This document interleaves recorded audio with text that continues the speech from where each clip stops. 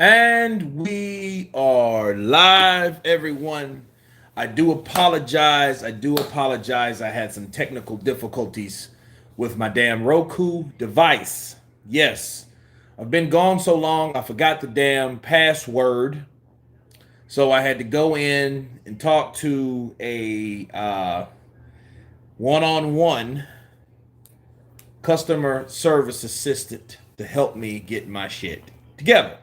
So we are here nonetheless. Um, I finally have everything intact. I got the fight on. It's time to counterpunch. I don't know where the hell everyone went. We had 5 or 6 people waiting. As I explained it, they left. Oh well. But anyway, when you guys on, the one that's on, hit the like button. That alerts YouTube to do their job. Kenny B, what's up, brother? Counterpunch to you.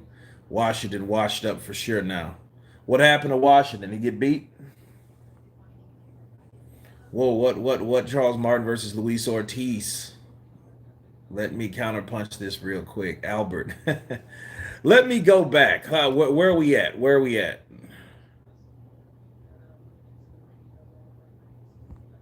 Who you got tonight? Kenny B. Unless Luis Ortiz comes in like an old man, he's gonna beat Charles Martin. He should. He should beat Charles Martin. So, but Charles, I think, is a little quicker. But then again, he ain't been in the ring for a while. I mean, since Washington, that was kind of like his comeback win, right? So we don't know what Charles Martin looks like as far as reflexes, ring rust. We don't know any of that. Ortiz, old man, changed a lot. Well, we'll see. I have to remind people the oldest heavyweight champion ever to live is George Foreman. George Foreman was 45 years old, 8 months when he knocked out Michael Moore.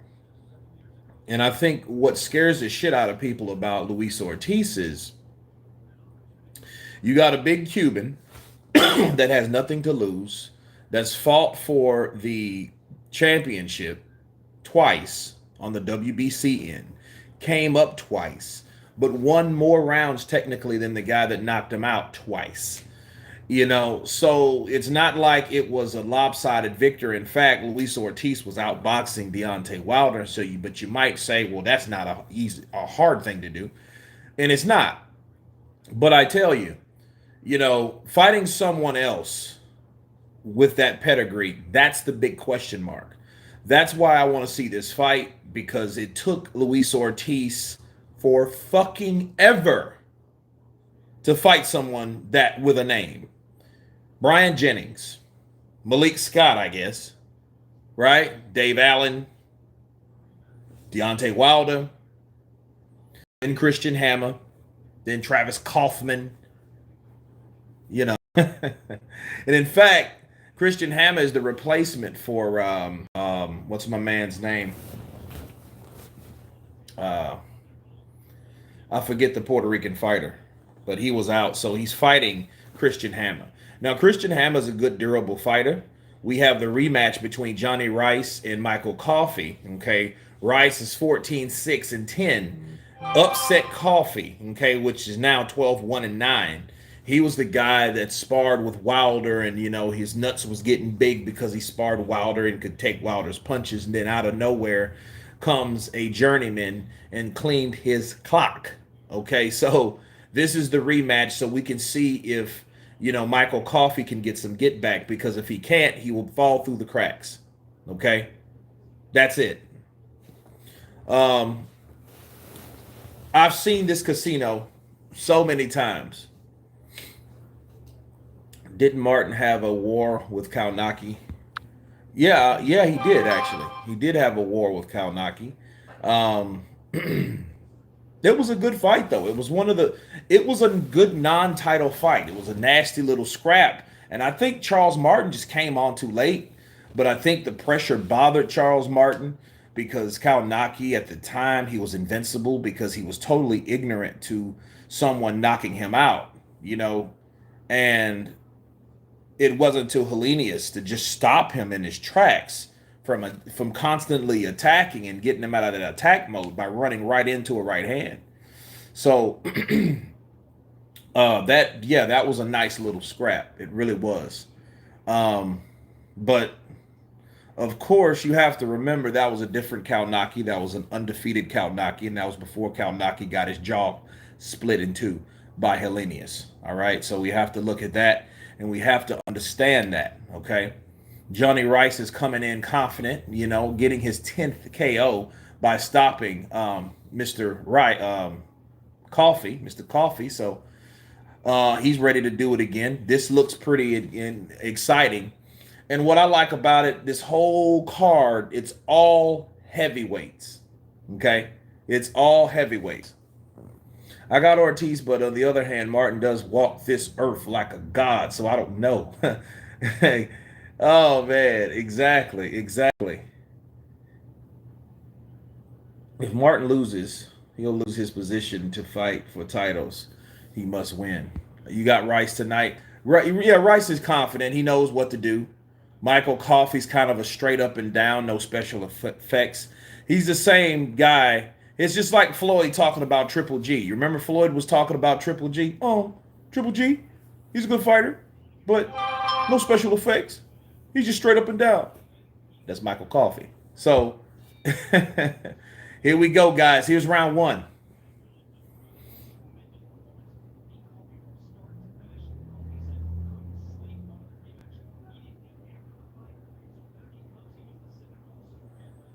Coffey's coming in. Coffey's real apprehensive. Ooh, good jab by Rice out of nowhere. He's looser, he's more flexible, he has more agility, and he's awkward. He's a big fucking versatile guy, as you can tell. I just wonder now, like, who did Rice get in there with? Good jab by Rice. See, Coffey's kind of balled up, Frank Bruno style, with his hands and shit all, and now he's trying to shake up. He has to loosen up a bit. Because look at Rice, got his hands down, showing supreme confidence, right? Gerald, what's up, brother? Counterpunch to you. Kurt, do you see Usyk trolling at Dubai restaurant wearing the mask? Kenny B, I did. I did a video on it a couple hours ago now. Maybe it was an hour ago. But yeah, that's really trending right now. Usyk's really, being Usyk. He's a playful guy. He likes to get in there. He likes to. If he spoke English, he would be fucking hilarious. Like Usyk, and it lets you know he is like a humorous guy. I remember the buildup between him and Tony Bellew. And Tony Bellew was like, dude, and Tony Bellew's a serious cat. He couldn't help but to laugh at freaking Usyk because Usyk's hilarious. Got a feeling Usyk overlooking AJ now. I don't know. Because I think if he was overlooking AJ, he wouldn't be there around AJ. You know what I mean? Don't get what's the term? Don't get attendance confused with arrogance, because I don't think it's that. He has his mind set on AJ because he knows he has to do it again. Anybody that fights AJ has to beat him twice. Everybody knows that. And he's well aware of what other people's done, like Andy Ruiz. Now, Andy Ruiz totally did. Andy Ruiz had the fight of his life, beat AJ, and then, like, as soon as he won, he fucked that all up. Good right by Rice, coming right over the top. And see, Coffey doesn't know what to do. He doesn't know what to do. He does not know what to do. He has his hands up. He doesn't want to let his hands go because he's afraid to get countered. Because Rice can easily counter because his hands are free. His hands are down from his waist. So it's hard to predict where the shots are coming from. It's bad. And it's bad. Michael Coffey needs this fight, or I don't think he'll ever get over that roadblock. He'll do that Adrian Broner-ish type thing for the rest of his career until he retires. Who is this new trainer AJ has? That's Anthony Chill. Um, he's originally from I think DC, and he's been in Dubai for a while. He's trained with the Crunk. He's trained with the Crunks guys up there with Emmanuel Stewart. So he has some pretty good credentials. He's been around the good guys um, in the sport as far as training. So that's who that is, Kenny B.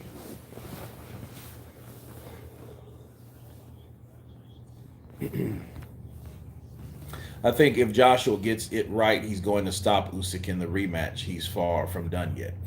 I mean, he's young for one. Shit, he's young. Usyk, this is his premier win.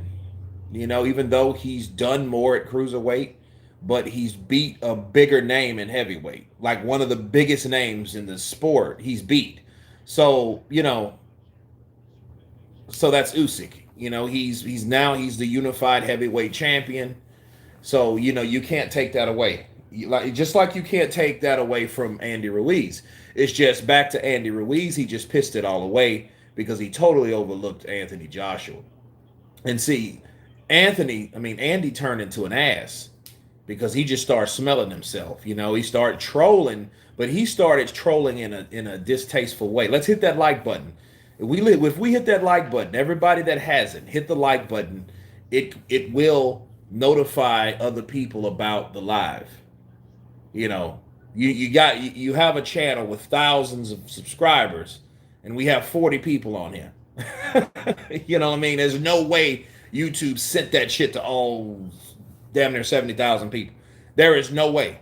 So just hit that like button, and we have it. Smooth Will, happy New Year's, Kurt. Much peace and prosperity to you and your family. Smooth Will, this is right back at you. Counter right back at you with the same energy, brother. Appreciate it. This fight is not going past 5. Well, as soon as someone gets hit, and I don't know, Coffey's going into southpaw, and this is kind of strange. So, all right, so I don't know what that was about. Because you can tell his heaviest foot is now his front foot. Oh, good straight right by Rice.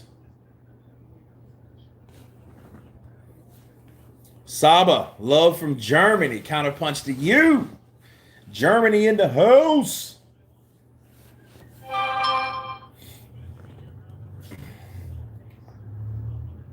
Like, Germany has some of the most beautifulest women. Where was I? I think I was in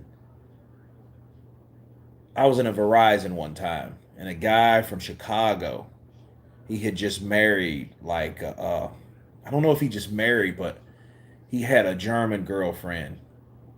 She was either his girlfriend or his fiance. She was absolutely gorgeous. You know what I mean? Like, you could tell she was German, but I mean, she was tall, fine, thick, you know, yeah. You're like, Gretchen. Hell, Kurt, CP, Julian Lewis, counterpunch to you. Benatti, what's up, brother? Counterpunch. Guitars for you. What's up, Kurt? What's up, Room? In the trenches.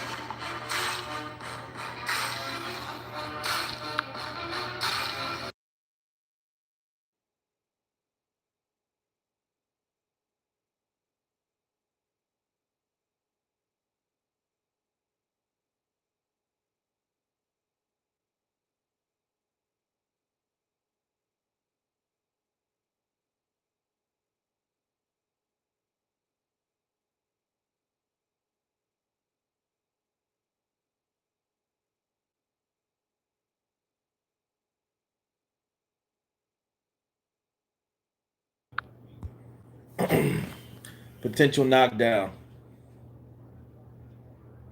Yeah, see, I missed it. Freak, somebody called me, and I'm going to turn that off. Yeah, what happened? Can somebody fill me in? Okay, Coffee Matt. He's still in southpaw. I guess he's quicker. Okay, yeah, this is getting physical.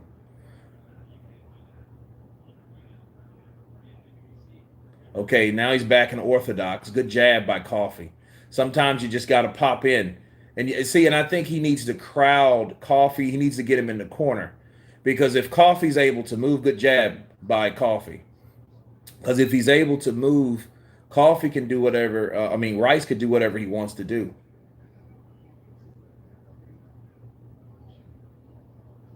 I mean, he was doing right. He was doing well because what he would do, he would get in the southpaw stance, and then he would throw a right hook and follow with an overhand left, and that was a good move. And then he went back to orthodox. I don't know why he did that. He kind of landed a a check hook. Good right by Rice.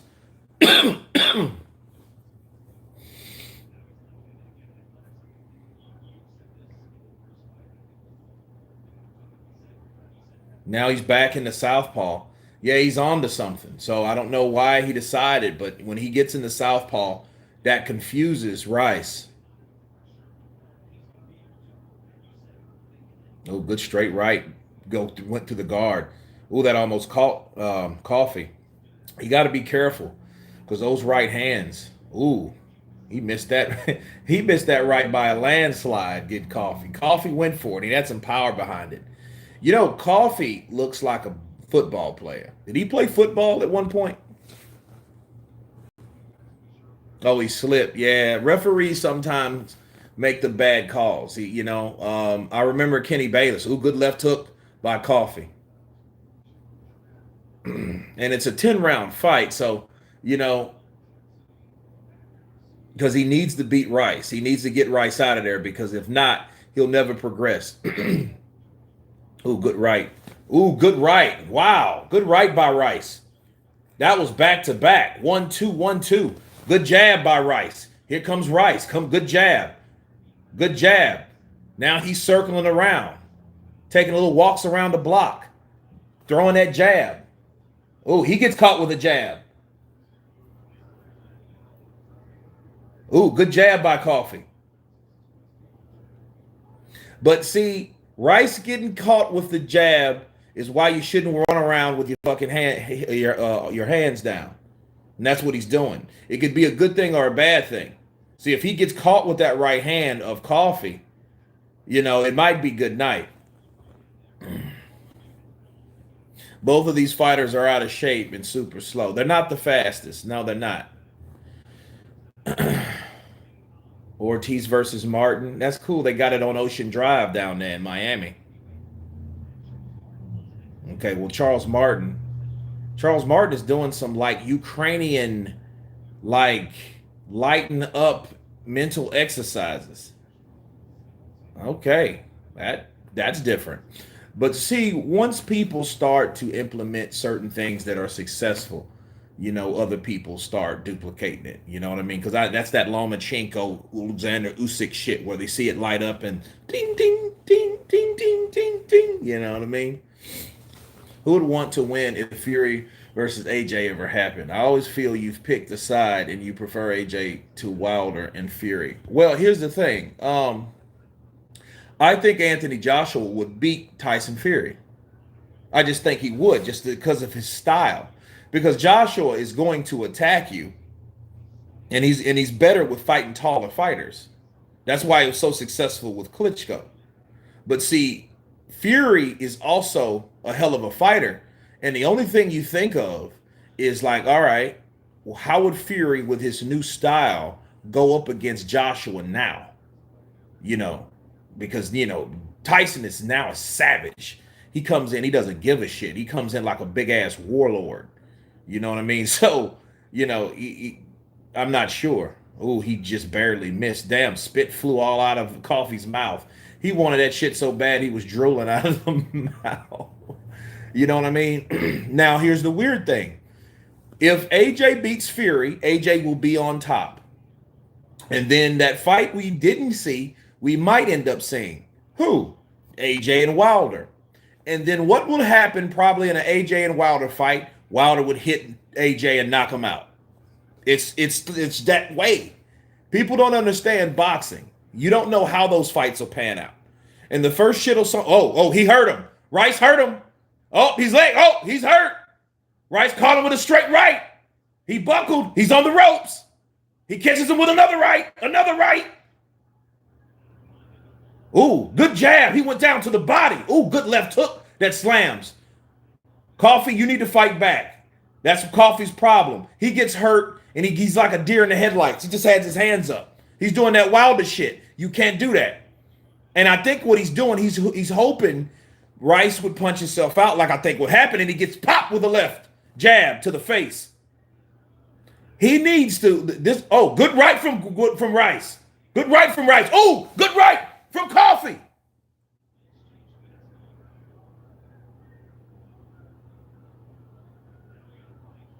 Now Rice is you can tell Rice is way more experienced than Coffey. Oh, good right from Coffey. Oh, they trade. Good jab from Coffey. And I'm coughing. Oh, good right. Oh, good right from Coffey. Coffey comes back. That ref should stop him from doing that. See, because Rice, what he does, but that's experience, though. Wrap his ass up. Straight 1, 2, 3 punches coming from Rice. I would like to see this shit. Boom! Oh, good left. That overhand from Coffey. He's going to have to take risk. If he can get Rice into the corner, Rice has nowhere to go. Because when he sees Coffey come up, they're slow-ass guys, let's admit. So when he sees them coming and buckling in for a punch, ooh, Rice looks kind of wobbly and tired. That's what Coffey anticipated. He anticipated him, okay, I'm going to take these shots. He caught me. I'm going to take these shots. And a lot of those shots Rice was throwing was arm punches, where he could have commenced going to the body. Bow! That caught him. That straight right caught him, and it leaned in. Oh, then he gets caught with a jab. And then here comes Rice, because he knows, I got this guy hurt. He throws a jab, catches him, sets him up. Boom! Sets him up with that jab. Right hand over the top. Boom! That right hits Rice, and I know Rice felt it, but Rice is more experienced. What did he do? Then he gets clipped with a small little check left hook. This is going to be a good fight, and it's basically going to be who wants it. Now, remember something.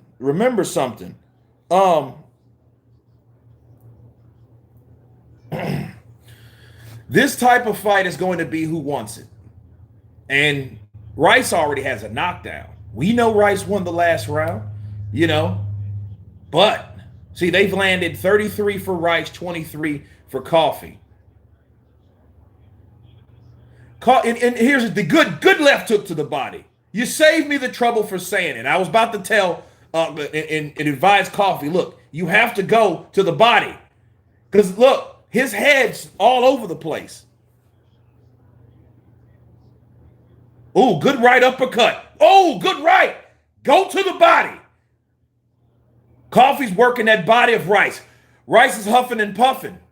He was tired at the end of the last round, at round 4. They exchange jabs. Rice goes for a right hand. He misses. It grazes over the left ear.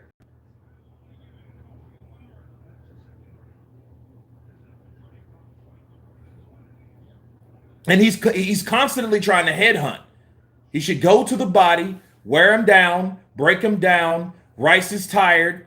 And I wonder what these trainers tell these fighters, especially these novice fighters like Coffey. You know what I mean? An older guy. He's not as athletic. He has punching power. Oh, good left hook. Another left hook lands for Coffey.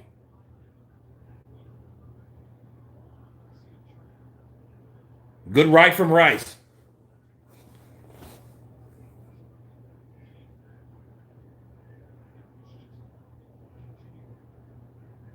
Jab to the body from Coffey. They both look tired. They both look tired. Because a lot of these punches now they're throwing are arm punches. Good jab by Coffey. Oh, good right by Rice.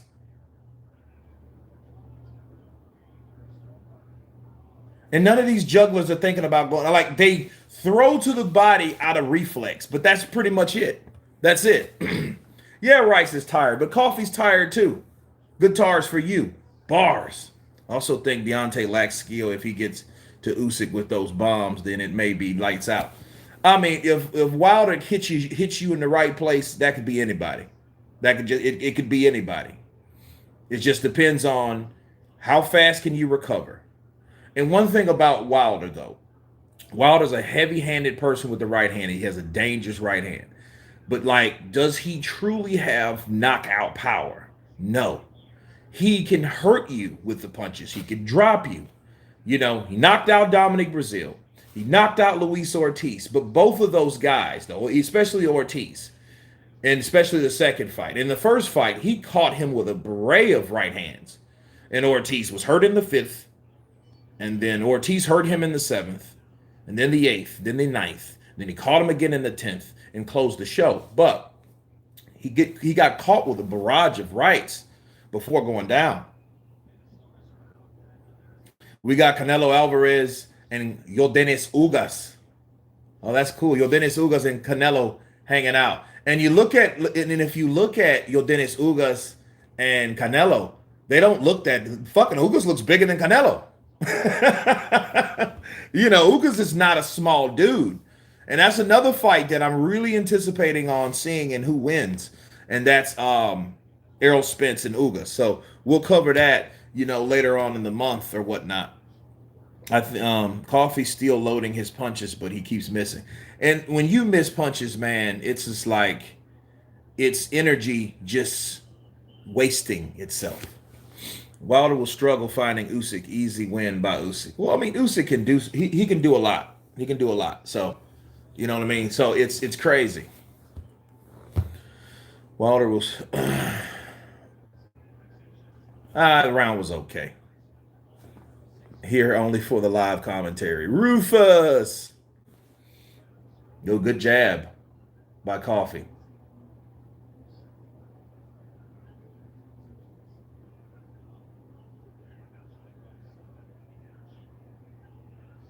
Ooh, good jab by Coffey.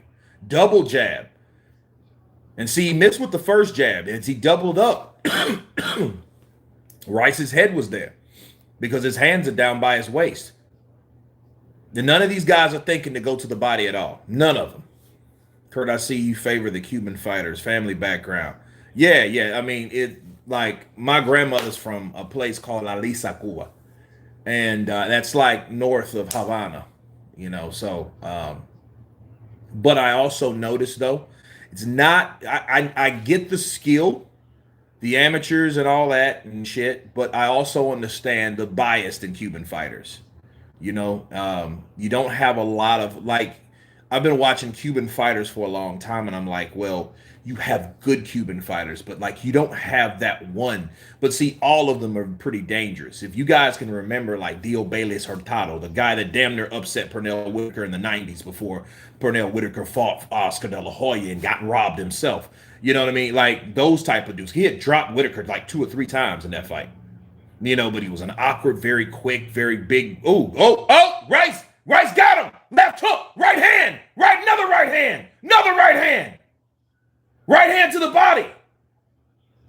Is it a rope-a-dope? Because Coffey's saying, come on, give me more. And Rice is tired. That's when he should jump on Rice. Instead, he's just trying to recover. Well, what happens? You give Rice time to recover, and then Rice will do the same thing again, commence winning the round. This is 6 of 10, okay? Kaylee and Simon, what's up, brother? Counterpunch to you. Happy New Year's to you too, brother. What do you think of White situation? I truly think Fury don't want smoke because he knows that he can lose. Yeah, see, Coffey's getting nailed with these right hands he has no answer for. And it's bad. If you have no answer for that right hand, move to the fucking left, dude. He's throwing the shit straight. Get him on the ropes because he's not initiating any. That right hand is coming all day. Look, he cannot miss Coffey, look at, he's catching him again with the right hand. And see, Coffey's looking to retire. I mean, he's looking for Rice to tire, and he's looking to counter. Look, now the left eye is bashed up. He's looking like fucking Apollo Creed when he's fighting Drago. Blood leaking down the left side of his face, dripping on his chest and shoulder. You know, so yeah, he's getting jacked up. Fucking nose bloody. All right? Look at that. Ooh, that right hand connected. Jesus. See, those type of shots, those type of shots take shit out of your career. Those punches landed like that damages your career because it damages you physically. Jordan Benson, I got King Kong tonight by knockout. And then he did all that. Come on, give me more. But then he gave you more. You didn't jump on him. Then he split your fucking eye open. Then he catches you again with a right hand. It's just jab, right, jab, right, jab, right. Yeah, he could stop him. But see, Rice is too tired to commence assaulting him because he knows, look, his mouth is open. He's tired because Rice thought that he would have Coffey out by now. See, this is the 7th round. Rice, I guarantee you Rice is probably like a 6-round fighter. You know what I mean? With that many losses, you didn't get to an elite level to have 8-10 rounds. He's probably like a 6-round fighter. Now it's round 7. He doesn't really know what to do. Look at him. Now, Coffey gets back into a southpaw stance, which he was kind of successful. He would come over with a right hook and then an overhand left. Okay? But he's given Rice time. But I don't think Rice is conditioned for 7 rounds. Okay? But then again, the left eye of Coffey is all busted up. He just missed with that overhand left. Because basically what it is, it's like a left hook thrown from the rear side. Good straight right by Rice. And I noticed something too. Now I understand why Rice, now Coffey goes in the southpaw stance because he wants to see that right hand coming. Okay, that's why he's doing that. We all know by now the right hand is the money ticket for Rice. That's what he's catching Michael with. He gets caught with the right and the left. Now his eyes are bothering him. He can't see. He's in the fucking corner. Now he's trying to rope a dope like Ali. Bars. Yeah, like Rice is winning this easy. And then Rice is not even a talented fighter. He's just more agile. He has more experience. And like Coffey, because of the lack of experience, he doesn't know what to do to get in. He hasn't been working the body. He hasn't come in. He has to crowd Rice and maul him with punches to the body. Hit him on the shoulders. Hit him on the arms. Hit him in the chest. Thus, that's the way to break Rice up. Then come upstairs. After you've assaulted and successfully damaged that body, another straight right lands to that busted up eye of Michael Coffey. Look at that. That's another right that lands. See, he should have leaned, bow, catching to the body with a left hook. He didn't do that. He didn't know to do that. Nobody's instructed him to do that. He's constantly fucking headhunting. That's what's killing me. And it's almost like seeing someone and you know what they're doing and they keep doing the same shit, you know, and expecting a different result. That's called insane. And that's exactly what he's doing. He's not going to the body. He's just there. And fucking Rice is gone. And he know, I can't hit this bald-headed motherfucker. Go to his body. Go to his body. Another good right lands for Rice. Rice can't miss with that right hand. Ooh, another good right.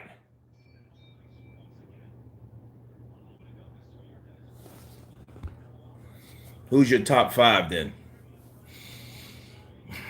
Well, in heavyweights, you know, you got Usyk, you got Tyson Fury, you got Joe Joyce. I'm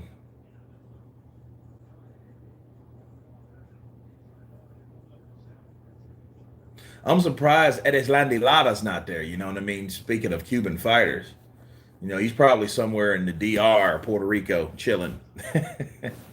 You know, drinking beer out of little fucking cups and shit. Get some water.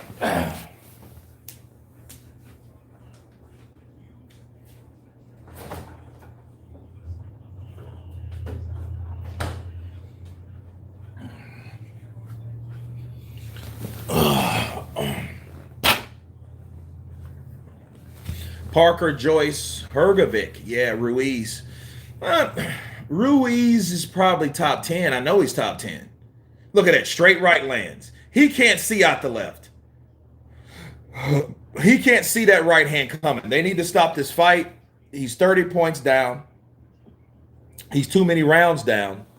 He's not going to knock out Rice. Rice, he can't even catch Rice. He's back in the southpaw stance. Then he fucking turns and changes.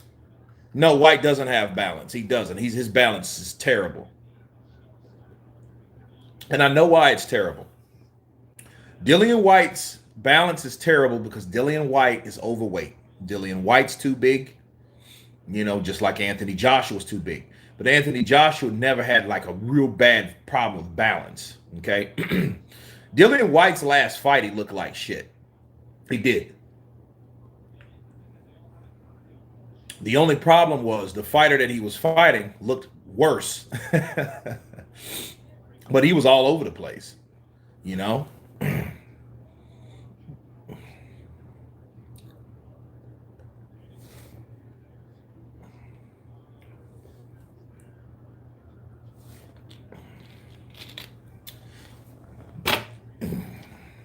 Yeah, he still had COVID. Well, the thing is, COVID just don't go away, people. Because even when I tested negative, my brother has COVID right now. Okay, COVID is a real fucking thing. And what it is, COVID, even if you test negative, you still have the side effects of COVID. It ain't just going to go away. Oh, I don't have it, it's gone. No, that doesn't work that way. Just like when you take the jab, you take the vaccine, you're still going to have some problems with adjusting to the vaccine because it's adapting to your body. You know, it ain't just a one-day thing. It's going to be, it's stages to the shit. Okay, so when Povetkin came back, he was not prepared to fight. Okay, he was not prepared to fight. Yeah, he's having problems. That right hand hurt him. They need to stop this shit because Coffey's not doing anything. He's done. He should get better trainers. The motherfuckers that he's dealing with, they're garbage. You know what I mean?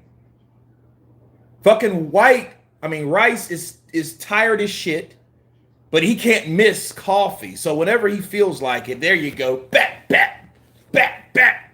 Yeah, he's a baby. That's exactly, he's a baby. Adumusu. He's a baby. That's exactly what it is. So there was a much proof of Povetkin's COVID as there was Fury's COVID. But I mean, look, here's the thing. It's not the fact that you had to prove to us that you had COVID, okay? It's the fact that you had to do things that contradict that you had COVID. So you didn't see Povetkin out buying cars in public, holding hands and high-fiving, fist bumping and giving hugs and shit to people, right? You didn't see that with Povetkin, all right? And then when they postponed that fight again, that let me know something's wrong with Povetkin. You have to understand, Povetkin's in his fucking 40s. He's in his 40s, bro. So you have to understand when you're dealing with older, and he's an older fighter on top of that, it takes you longer to shake back versus someone in the 30s, someone in the 20s, you know, someone in the 20s, yeah, I had COVID, it sucked, dude. Someone in his 30s, yeah, I had COVID, it was fucked up, you know, I was sick. You in your 40s, man, I had COVID, that shit put me down. You know what I mean? There's different stages for different ages. Good left hook. Now, where was Rice? When he caught Rice with a left hook, where was he? He was on the ropes. He needs to get him, work the body, get him back. Now it's the 9 of 10. He needs a knockout. He needs to go for it. You're wasting time sitting there letting him punch you like a fucking target. So he needs to go for it. Lady Shan Dim Zam has also messaged you up watching this card too in bed. Hey, shout out to Lady Shan. She's recovering from this nasty sickness we call COVID. So everybody give a shout out and blessings to Lady Shan. And make sure she gets, give us some blessings and some energy and some positive vibes for the 2022. We didn't make it to this year. So I am thankful for that. You know what I mean? And this shit is still here and it's still plaguing the earth or whatever and a lot of people's livelihood. Good left hook. And that was the overhand left hook he was looking for. Rice's mouth is wide open. It's wide open. Trinidad and Tobago in the studio. Happy New Year. Gas. Teen. B. 11. Now Rice has him on the ropes. And look, if he had experience, he should grab Rice, turn him around, work his midsection.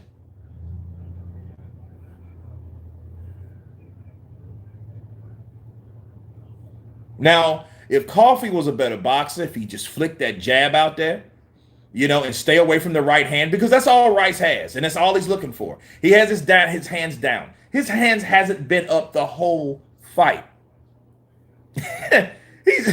He's just taking his time. Bap, bap, bap.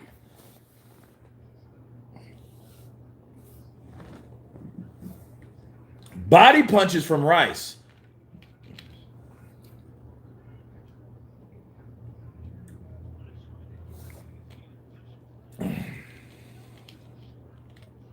Good jab, good stiff arm jab from Coffey.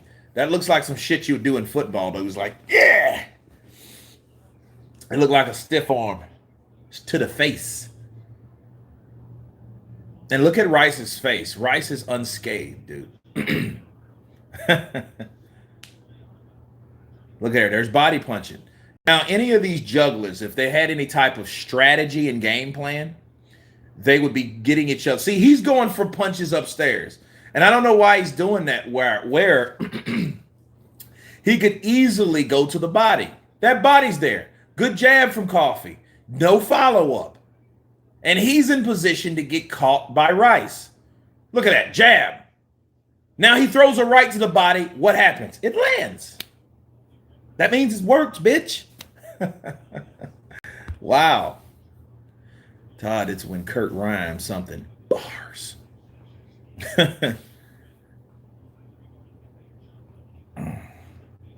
And here's Frank Sanchez versus Christian Hammer. Christian Hammer, he has the most appropriate name because that bastard is like a hammer. He can take punches. He can give punches. He's a very powerful guy. He's a very durable guy, and it's good for Frank because Frank needs rounds. He needs the experience like this. And actually, this is a better opponent depending on the conditioning of Christian Hammer. Christian Hammer, we don't know when he fought last. We don't know what type of shape he was in. We don't know. David Morrell Jr., world super middleweight champion. I remember David Morrell Sr. He was a good fighter out of Puerto Rico. So.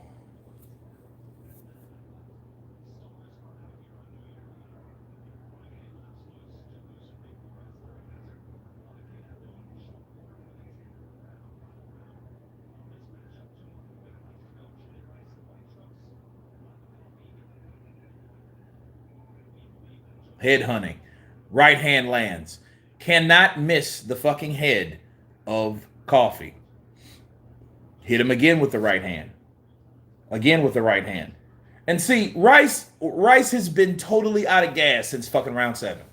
Coffey has not been able to capitalize on it. He clubs him with a little right hand, but it's nothing behind it. Fucking Coffey's face is busted up, bleeding, knots, nosebleeds, mouth open. So is Rice. But Rice is landing. He takes a right hand, followed with a jab to back up Coffey. Now Coffey comes to bull rush him like he's fucking gonna tackle him, and he does nothing. Nothing at all. He should have stuck to football. Boxing Logics United. Peace and pugilism. And Happy New Year's, Kurt. One love, brother. Counterpunch to you, man. Povetkin past his prime was still levels above Hammer, Pianetta, or Gavern. Yeah, I mean, I'm not gonna argue that. Still crying. Lennox Lewis said that he ain't Riddick Bowes. That he ain't Riddick Bowe. He doesn't look like a chicken. That shit has to be an episode. Hello, Teofimo taking over Lopez from Australia.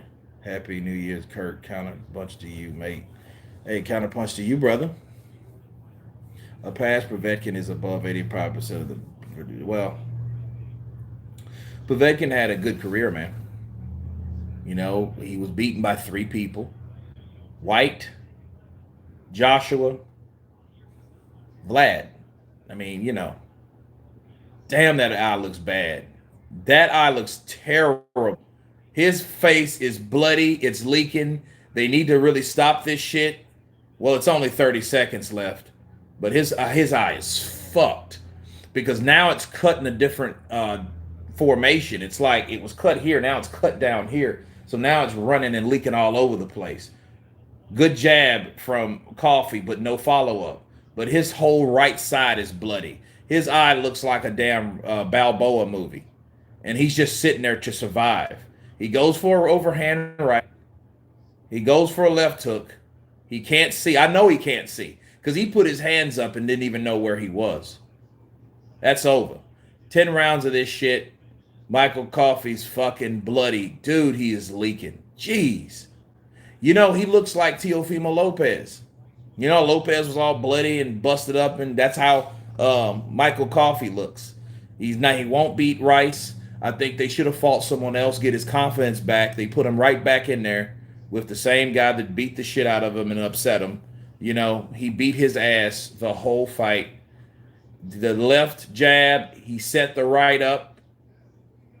Right? Jab, right hand. It was simple as shit.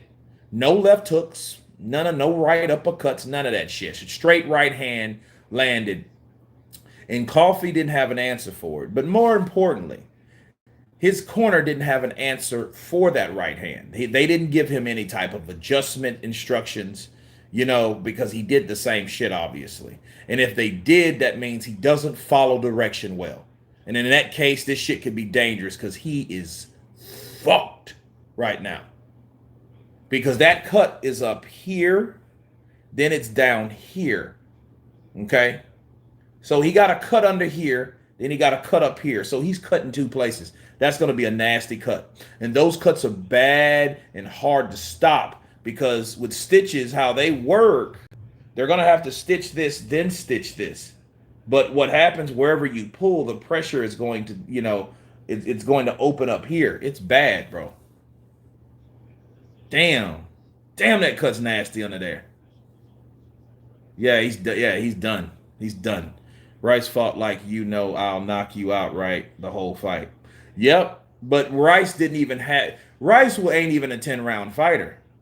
So I mean, this is good. This is good experience for Rice too. But you could tell who was the most experienced. You know, Rice knew how to hold. He didn't have to hold much because Coffey really wasn't coming with anything. You know what I mean? This is unanimous, even though the knockdown was bullshit. Yeah. 270 pounds landing.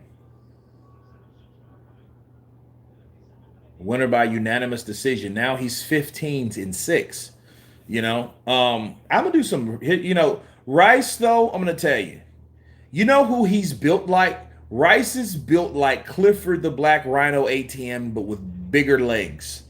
Because ATN had some fucking prison legs, dude. You know what I mean? But he had this big, bulky body and was almost cut, but he had these kind of like titty boobs. Right? Tony Finkling. Oh, Finken. Happy New Year's to you and boxing fans. Counterpunch to you. Lee Stanley, what up, Kurt? Been a few fights I watched with you. Yeah, and this is another one. You know, and Rice is coming back. They're going to put him on more things, and it just lets you know. Like somebody with experience and just a better overall boxer would beat him. Just like somebody has beat him 6 times before. But good win to him. He's upset a prospect. Now it's time to put him in there with another level. Michael Coffey, I don't think they should have put him in there now. Obviously not, because he wasn't ready. At first, he was okay. He came in stiff, unsure. Let me see what he was saying.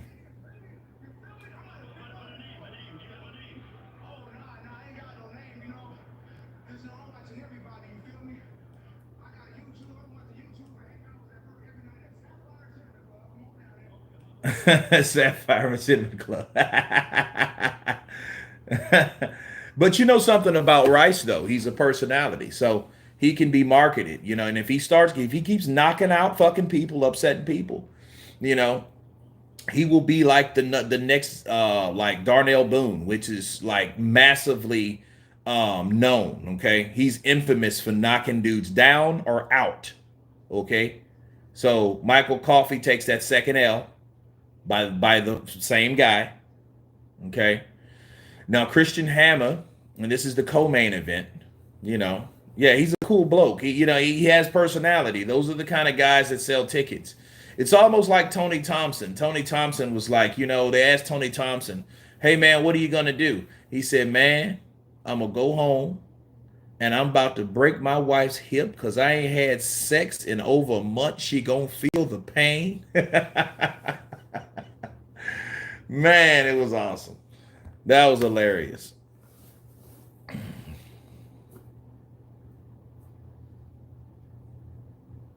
He beat a Marine twice. He's a legit guy, at least in the streets.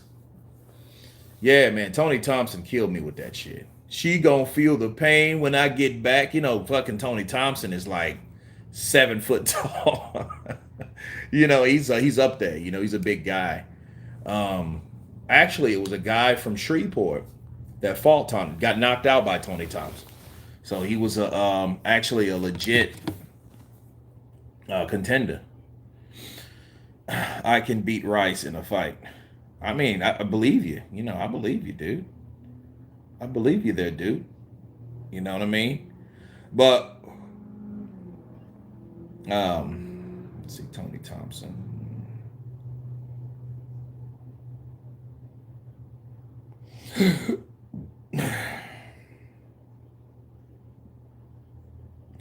Yeah, well, Tony Thompson's 6'5". My fault, but he's still a big freaking guy, though, right?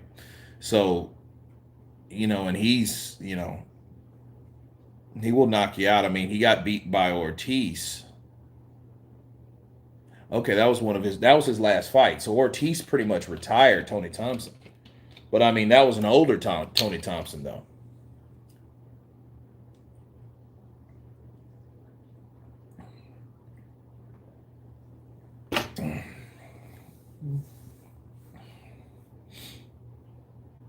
See all these guys, 6'5", 6'9", 6'7", 6'6", 6'7". Like these guys are freaking tall. Vitali, Deontay Wilder, Vladimir Klitschko, Tyson Fury, Lennox Lewis.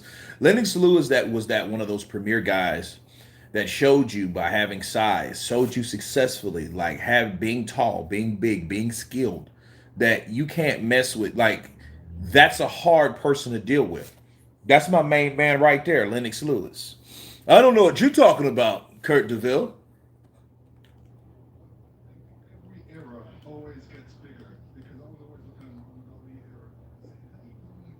Lennox Lewis looks high. He looks high or drunk. I don't know. He might be both. Who knows, dude?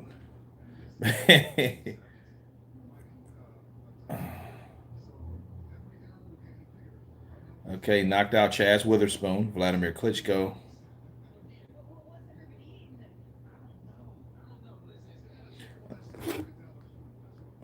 Yeah, he's telling you about the floating rip shot. Lennox Claudius Lewis. That yeah, said that Lennox that floating rip shot, man. Yeah. He hit him with this floating rib shot. Dude's a trip.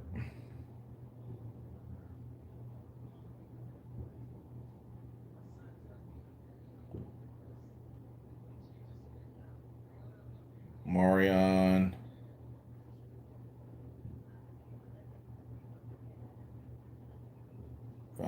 Brandon Campbell. Maurice. I think it was Maurice Wheeler, I think, was the guy. Might have been. Who knows? What time is the fight? Well, we're about to go into the co-main event, which is by um,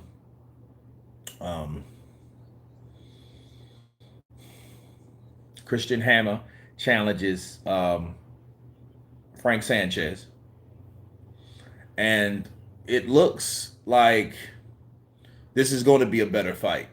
You know, because I do remember the guy that he was going to fight. Man, they're showing like the highlights of Fury versus Wilder 3. And you know, it's a trip because it's like if Wilder, see, here's the thing. Like Wilder is a guy though. Uh yeah, Wilder was done in the 11th, dude. He was out of gas. He was beat the hell up. He was already dropped in the 10th and he was just completely knocked the fuck out in the 11th. He slumped over, dude. That was nothing more that you can do, and it just trips me out. It was a very exciting fight though, because I mean, it gave everybody a reason to have a heart on. If you were a Wilder fan, when you seen Wilder catch Tyson Fury with that straight right, and you seen his ass kind of do that little dance and stuff like that, I know that made people that were racist, pro-black, uh Wilder fans, all that. That made they probably cried tears of joy. Yeah.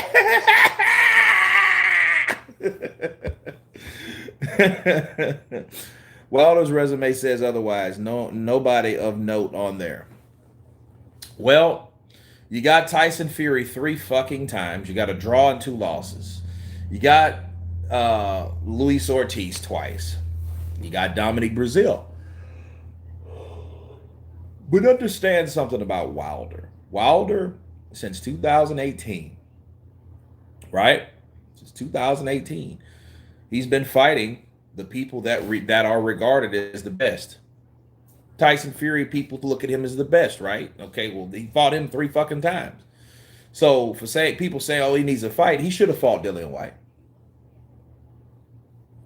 Then hopefully he can fight Dillian White. You know, and here's the weird thing. See, you lucky duck, Lady Shan, smart guy fight, TV 10.99. Come on, man. This shit's $39, and you guys over there talking about fucking pay-per-view, dude. We getting railroaded. Shit, 12, what, $13? I'll pay $13. I'm predicting a draw. What about you, Kurt? I am predicting a knockout. This shit ain't gonna go to no.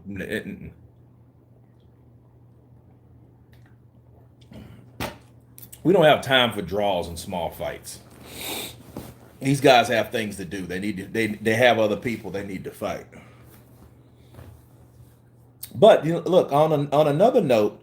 Look at Sean Porter though. Sean Porter, he's feeling great. He has a job. He's chilling with a very serious hot chick from she's British, and yeah, I forget her name. I think it's Abdu, right? Ain't it Abdu? So he's good, man. How do you watch the fight in the UK? Uh, Lady Shan, tell him again. Ashy Elbow. LDBC was crying when Wilder lost. Look, it was a few guys that started inboxing me on Instagram and started talking shit as though they were already programmed to use certain excuses like the long count. Uh the long count, you had um what was it? The long count, corrupt referee. Tyson Fury got knocked out. That type of shit. Kills people that Fury is the best. It kills people that Fury beat Wilder without any problems. You know what I'm saying? And without all the bullshit either. And I told people who would ever listen, and I kept telling you, what the fuck if Fury hurts Wilder? We saw what happened. He got knocked the fuck out. And I kept trying to, and it wasn't me saying, well, I hope he gets knocked out. No, I was saying is, for the people that support Wilder, you can't be that naive to think that's the only conclusion. That's arrogant. That's arrogance. Oh, that's the only way Tyson Fury beat Deontay Wilder. So that means it should be a cakewalk if they search his gloves and shit like that. It should be an absolute cakewalk. 34 years old from Christian Hammer. He's 6'2", 264 pounds. So I don't think look at those fucking trunks. He looks like Andy Ruiz.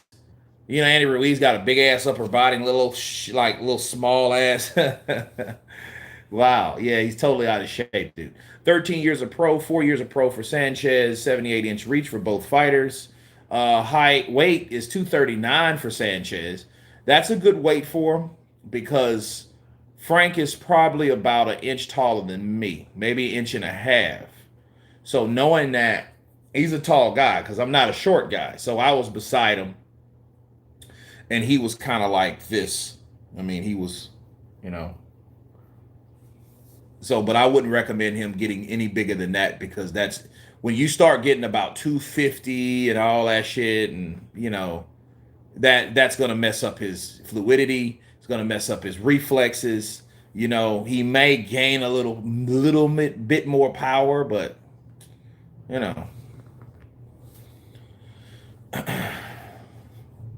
Joshua Wilder's a 50-50, but I think Joshua, being the better boxer, takes it. Well, if he hurts Deontay Wilder, he can finish him. That's the thing. But getting past the right hand, dealing with the right hand, that's the problem with Wilder. You have to be mindful. Fuck all the shit that you think you can do. What you need to be worried about in each and every reset with Wilder is the right hand. Because once you break, if you're in a clinch, if you're arm lengths away from him, understand you're an arm lengths away from getting knocked the fuck out or getting caught with a right hand. That Wilder has a real funny way of throwing it. It's a sneak punch. He can catch you, and it'd be like he's caught Tyson Fury before. It ain't like, he caught him in the third fight. He dropped him in the third fight. And I know what's happening in that situation. White gotta take he has to take that money. If he doesn't, he will never get his opportunity. They're not gonna take the belt away from Tyson Fury. So, just letting people know. And then they're gonna give it to Wilder. Why do you think they're doing all these reviews with Deontay Wilder and Tyson Fury 3? Why do you think they're doing that? They're doing that shit because they're trying to half-ass sell on the back end the possibility of those guys fighting again. That's what they're doing. Bars.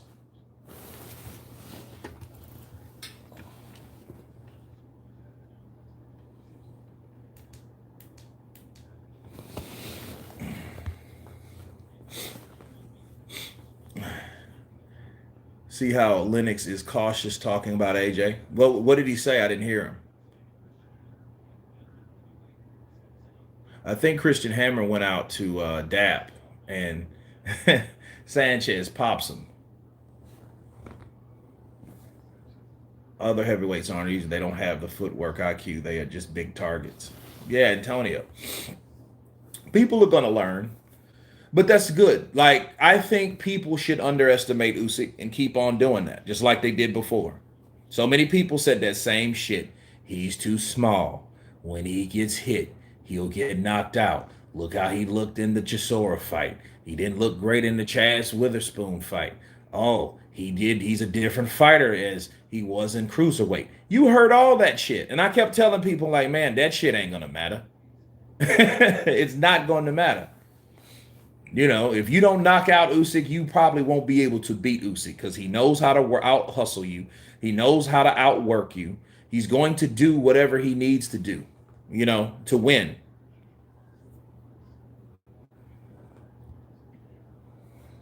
Yeah, Frank needs rounds. Frank looks a little tentative, and because, there in the home, like in Miami, that's Cubaville. Okay. Good jab. Oh, good right. Hand lands for Frank. Damn, Christian wouldn't let his hands go. A lot of times you got to be careful when someone grabs you because they can grab you and cuff your that extend over that hyper extends your joints. That leads to injuries. Oh, after a while. And Canelo is there to promote Frank Sanchez because Frank Sanchez trains with Canelo. If you guys don't know that, okay, for those who don't know, and Canelo's there promoting the winner's circle, even though himself and Oscar Valdez, got caught with PEDs. There's still a close knit circle of people, which is good, and then because they see the potential. Once Frank Sanchez took out Efe Ajagba, they knew like, oh shit, now this guy is the real deal. And I kept telling people he is, because he is like nothing he lacks. His speed, skill. I think the one thing that Frank lacks is experience because he hasn't been in there with like certain fighters, but he has good ring IQ. He's learned a lot of things from Canelo. Um, and like with Reynoso, and then having a Cuban style. So he almost gets caught with Hammer because Hammer knows this guy's faster than me. So Christian has to catch him coming in. He has to catch him coming in. And Christian Hammer don't look like he's not in good shape. Okay.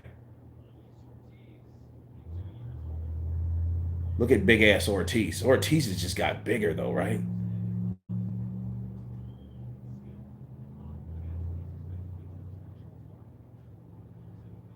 And see, Ortiz though is dangerous because he's a counterpuncher and he's aggressive counterpuncher. Okay. And think about this fight here. I'm very interested to see how this shit's going to go. White fights for 20 or career is over. He needs to. I mean, he's been chasing that fucking WBC belt behind that cockroach Mauricio Suleiman for 3 fucking years.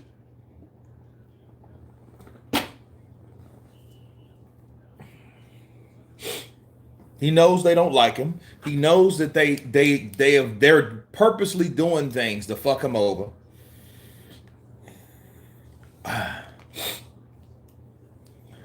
Ortiz is a nasty boxer. He's a nasty boxer, dude. Good right hand. I think that hurt Christian. If he can stop Christian Hammer, a big durable guy like that, that's saying a lot.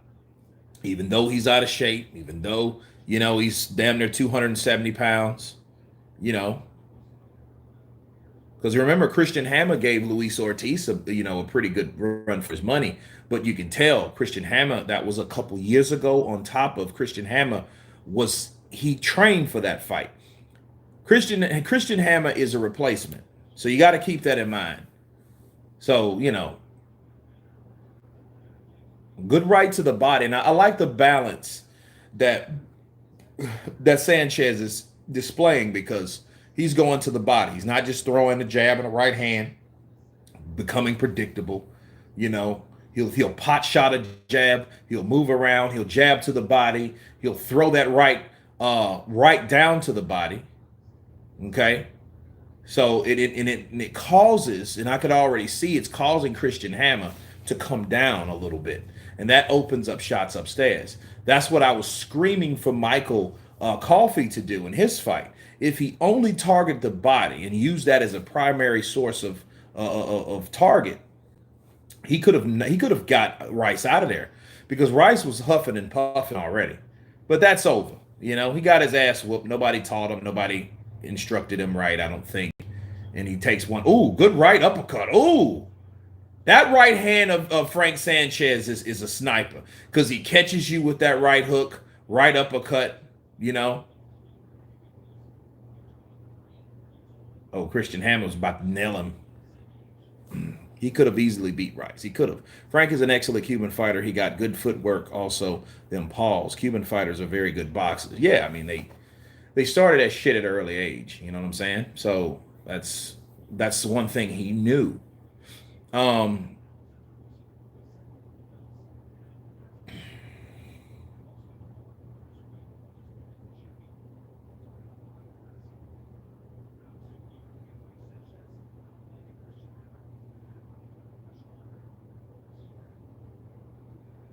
oh, good right. But you know, Christian Hammer. You know, I mean, they offer him a pretty good check, which you know, good right uppercut. Christian Hammer's doing a little rough tactics. He got up under his chin. He put him in a headlock. He Tyson Furied his ass. I mean, yeah, he Tyson Furied his ass a little bit. Ooh, good right to the body.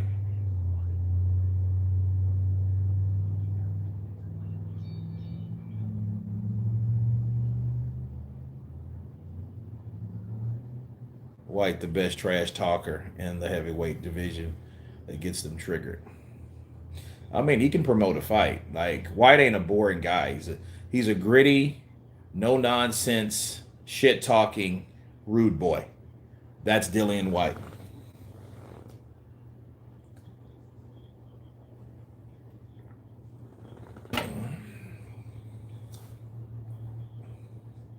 Yes, feed the bear. Kind of punch to you. Happy New Year's to you. Yes, the main event is coming on next.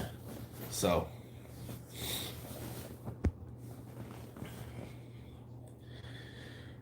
but White doesn't have their skill set, no balance, knocked out by a 40-year-old, slow, bad legs. Just White needs to lose weight, man. He needs to be the same person that he was when he sparred Tyson Fury back in the day. That's who he needs to be. Alexander Usyk should be a reminder to everybody that you don't have to fucking be big to be effective in the heavyweight division. You don't have to overcompensate by piling on pounds in order to beat bigger guys. You use what you have and you respect what you have. More importantly, you use confidence and then you have faith behind what you have. Okay? And that's the problem. You don't have to get bigger and, you know, oh, I got to be 260. And you don't need that. You don't need that at all. You need to be about 230 that you're able to move. Your reflexes are where they need to be naturally. Okay? And then mind you, if you're there's Christian Hammer with that he cuffs that right arm. He keeps cuffing it. You know, that's a veteran move. Good left hook to the body by Sanchez.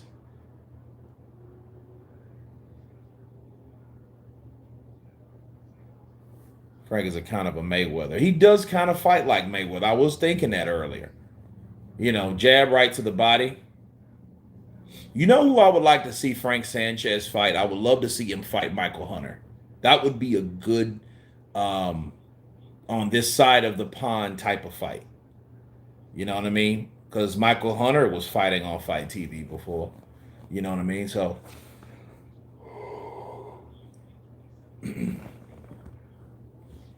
I think White needs to be like 235. Yeah, lady. Look, I'm with you. I think he hurt Christian Hammer. Christian Hammer's holding on. And see, the hand speed is so fast from Frank in comparison to Christian Hammer. When he gets hit with a shot, he can't react because the punch hit him so quick. You know, this is just like, you know, I think I don't think I think that Frank Sanchez needs the rounds. You know, start the year off right, maybe like fifth or sixth.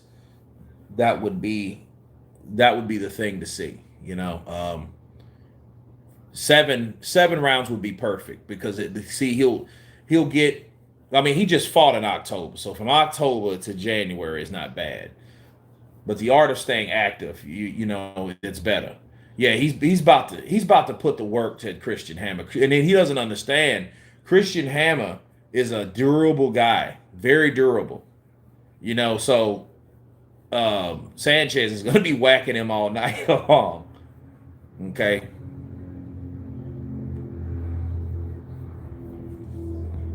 White mouth cost him 10%. Well, I mean, that shouldn't be. You know what I mean? Like, you can't, like, while you're getting pissed or you dislike a person, so you try to cut their pay. So I get Dillian White. I understand. Like, you don't like me because you don't like that I'm outspoken because I speak the truth about your bullshit sanctioning body. But if I'm talking that much shit and I'm talking about how corrupt it is, why the fuck do I want to be a part of it? That's the question you just ask yourself. Jared Anderson moves a lot for a heavyweight. Well, I'm gonna tell you something about Jared Anderson. Jared Anderson and Frank Sanchez is probably going to be the next super fight. If those guys ever like it, when if one of them, all they have to do, somebody has to beat one of those guys from the UK. You got to beat Joshua, you got to beat Tyson Fury, or you got to beat Dillian White. Those are like the three guys over there that one of these guys have to get a fight with in order, and then defeat that guy to gain that notoriety, to gain that respect, to gain that whatever they need over here, that popularity. You know, like think of Frank Sanchez and Dillian White. Be a very good fight. You know, but see, think about this. Think more about this. Think about Dillian White and Frank Sanchez in 2 years. See, that fight would change drastically on the odds based on what they've done. But understand, you know, Frank's like 20 fucking 7 or something like that. He might be 31. You know what I mean? But at the end of the day, you know, the way he trains, and see, Christian Hammer, dude, he's a rock. His name should be Christian Rock. Because, dude, he's built like a damn refrigerator. Look at him. He's like a fucking refrigerator coming at you with arms. He's a refrigerator with boxing gloves. Looked good against Ajabi. Yeah, he did, Andrew. He looked really good. He took his time with Effie because Effie's kind of like a wilder. You know, he's kind of straight up and down, but he's strong and durable. But if he hits you, he can knock you smooth out. And Effie knew, I mean, Frank knew, like, hey, I'm not going to fall for the shit that most people fall for with Effie Ajagba. You know, so Frank has that signature win, you know, against the guy that was up and coming. You know, Frank is up there now with guys like Joe Joyce. You see how Joe Joyce upset Daniel Dubois? Okay. Now Daniel Dubois and Efe Ajagba are kind of in that same situation. See, they are those guys that had a reputation for knocking people out, and they got upset. Okay. And those people that upset them are in the next level. Joe Joyce and Frank Sanchez would probably be an ideal fight to happen. Why? Because they're both undefeated. They're both very victorious. Joe Joyce never stops. That would be a good fight for Frank because then Frank would have to, if you see him, he's really defensive minded at times. And when he's on the ropes, if you look at how Frank does, and that's another thing about Frank though. You see, if he gets on the ropes, he's not an attacker on the ropes. His objective when he gets on the ropes is to get the hell off the ropes. You know, his thing is the middle of the ring, right? Catching with angles. That's his game plan. But on the ropes, I think he's more vulnerable. Someone like Joe Joyce could get him, could really give him some problems because Joe Joyce is a guy that he's not going anywhere. Fury will wait for Usyk. Fury might.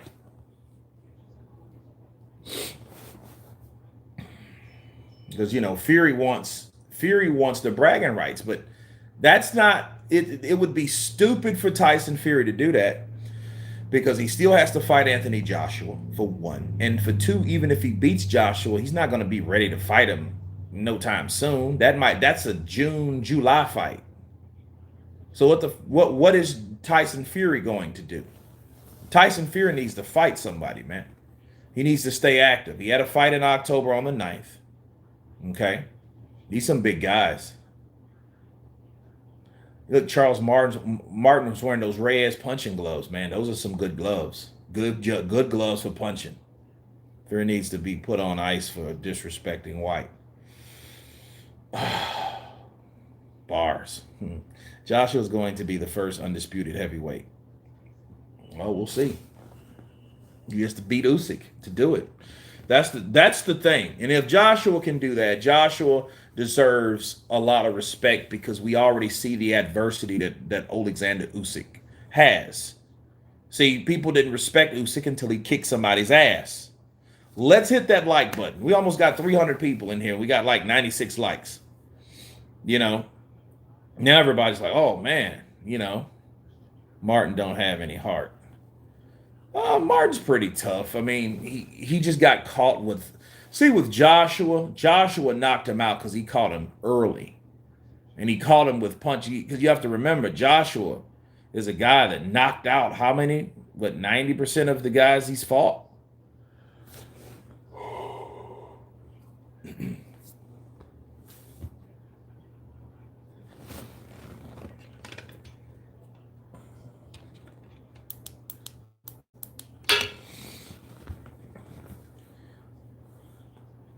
Most southpaws are complications. They are. And see, it's round 5. And see, Christian, he's just getting warmed up. He's a durable guy. That's why I'm glad that he's in there. Oh, and Duffy. Frank's fighting now.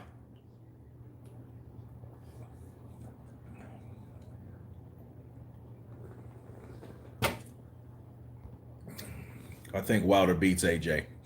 I think Wilder can knock out AJ. Now, see, let's say Wilder catches AJ with a punch that he never recovers from. Now, what do we know about AJ? AJ can be hurt to the point that he is not the same fighter throughout the fight. Now, Christian Ham, I think, caught Frank with a left hook and he came in, which was smart.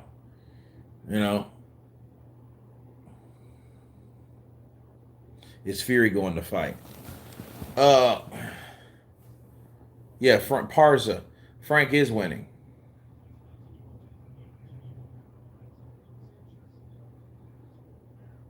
AJ doesn't have a glass chin. I think what happened to AJ now knows that I can be defeated. And in my mind, I thought, well, that makes him a better fighter. The only thing is, AJ putting one trick pony too. Sleep. Chisora beats Wilder. And AJ won easily. If Wilder is a different fighter because of the 2 ass whoopings he's taken, yeah. A lot of people would be beating Wilder that normally you wouldn't even think could beat Wilder. You know what I'm saying? So, White versus AJ for undisputed. It's happening. Yeah, but it's jacked up. You have so many different fighters that are not fighting each other that it's like, oh, Kalazi, damn, Kalazi. That's the guy that dropped Efe Ajagba.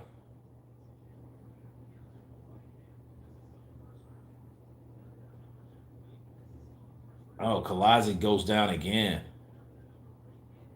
Oh, Kalazi drops him again. Damn, I missed a hell of a slugfest. So Kalazi, the guy that dropped Efe Ajagba for the first time, had a freaking war. Oh my goodness.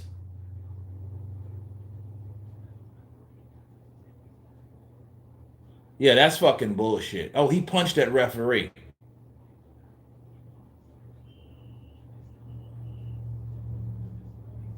Victor Foss defeated Lago Kalazi. Yeah, I hate when refs, if you know you got multiple knockdowns in a fight, and then the ref decides, nah, I've had enough. And see, that's the problem with fights, though. The referee could be a fucking pussy. You know, they could be a guy that either been through something in their life that's, you know, and then that affects them. But understand, that's no different than being in a fucked up relationship, bringing baggage to another new relationship. That's no difference to me.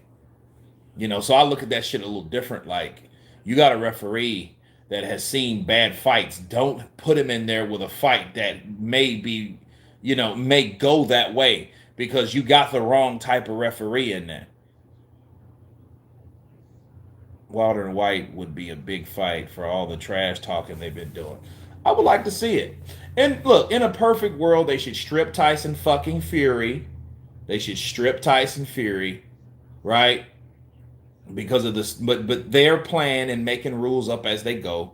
Mauricio Suleiman's a scumbag. Let's just be real, and that's not happening. You know, so he's gonna duck. They're just basically giving Tyson Fury a permission to duck Dillian White. That shit's crazy. And like I told you, it's because of Wilder. They want us because they know a Wilder Fury fight, especially after the last one, would sell. And they know it would sell. See, it ain't something that they think. No, a lot of people would be pissed off like me. I'm like, dude, I do not want to see a fourth fucking fight. That's some Manny Pacquiao, Juan Manuel Marquez shit. The only difference is, you know, Manny and Marquez fought 3 competitive fights before the last fight. And the last fight was good. Can I plug my TikTok? I don't know what that means. Ryan is not Latino. He's making us look bad. Ryan Garcia is American. Okay? He's an American from California. AJ needs to bulk up to 250 to 260 and walk Usyk down. No. If he comes in there 250 pounds, Usyk's going to stop his ass in 6 rounds. Bars. You've heard it from me now. If he comes in bulky, throwing punches, Usyk's going to take that shit. He's going to do exactly what he did with Chisora. He's going to eat some punches, eat some shots. You know, AJ's going to get tired. And then guess what? Usyk's going to start eating him for fucking breakfast. That's what's going to happen.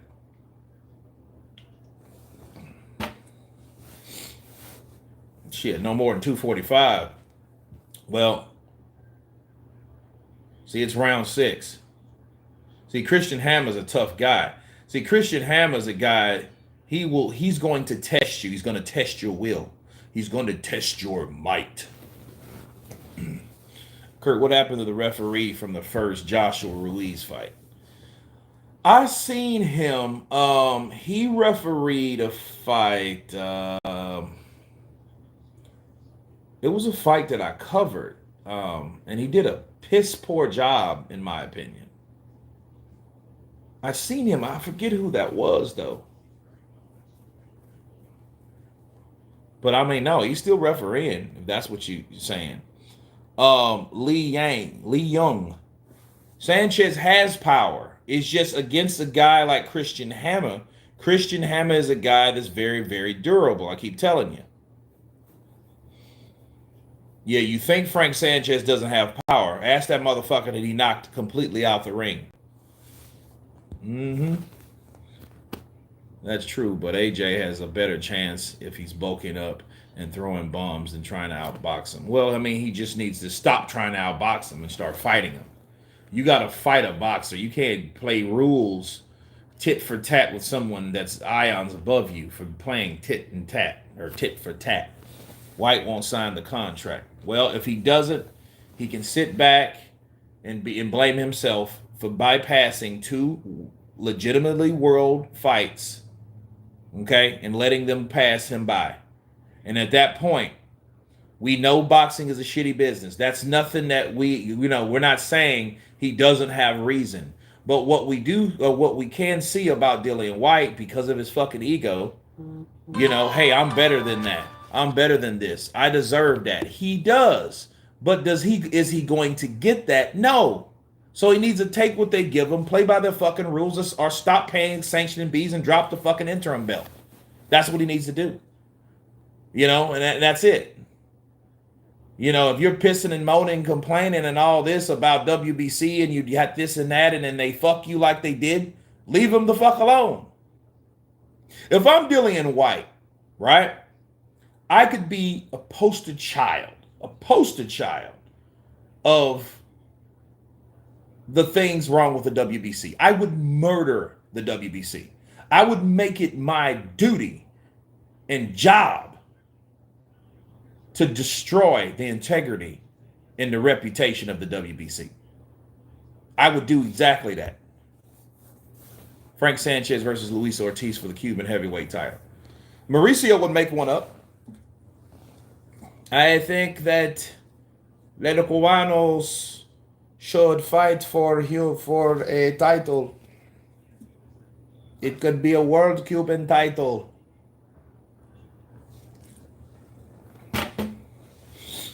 AJ has to take AJ has to take the Ugas approach to beating Pac-Man as well.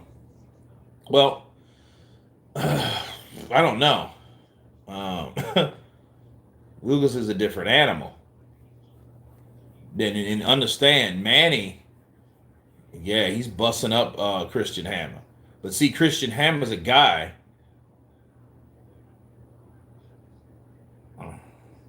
See, Christian Hammer will maul you and he will walk you down if he doesn't respect you.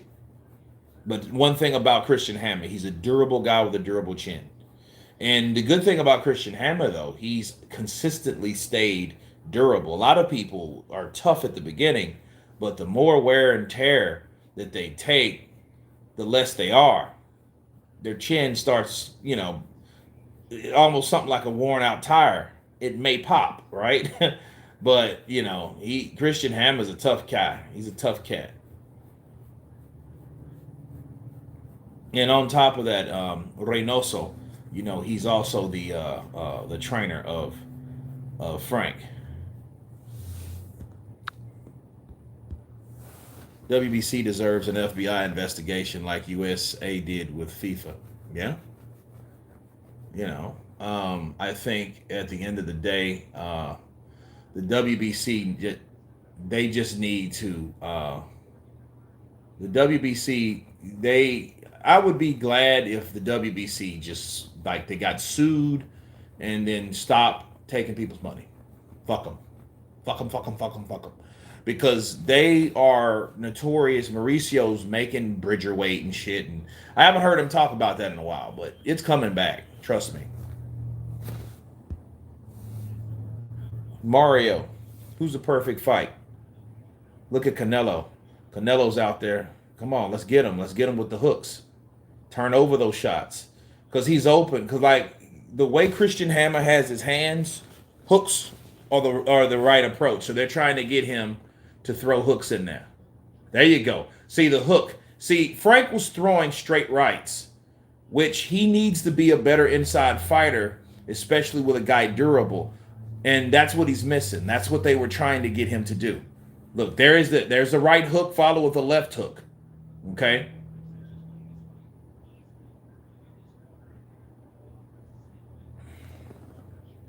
The ref's a dwarf. Oh, come on, man. Look, he's a normal sized guy. Look, he's just like Frank's 6'4", Christian Hammer 6'2". So I mean, he's a normal sized guy. He's like Kevin Hart. He's like, yeah, he's hitting him behind the head. That's bullshit. The Cobra Pulev versus Frank. That'd be a good one. Because Pulev is kind of tricky because he's going to lead with his jab. His jab is his primary, and his secondary, which is his power punch, is his right hand.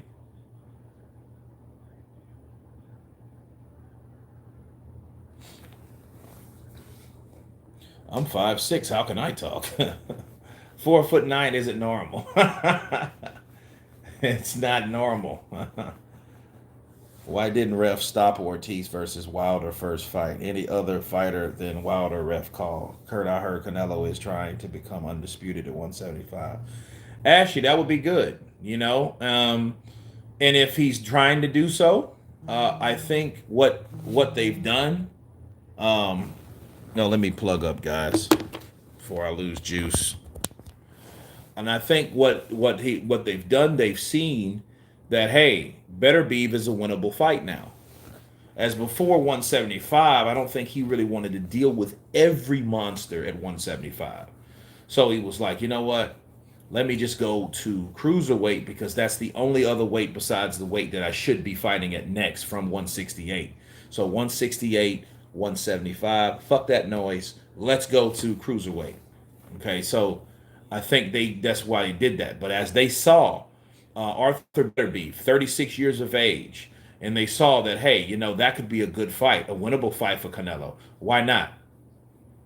Fight Beterbiev first. If you beat Beterbiev, then fight Bivol second. Canelo legit said that he isn't worried about a challenge. He said he doing whatever his team asks.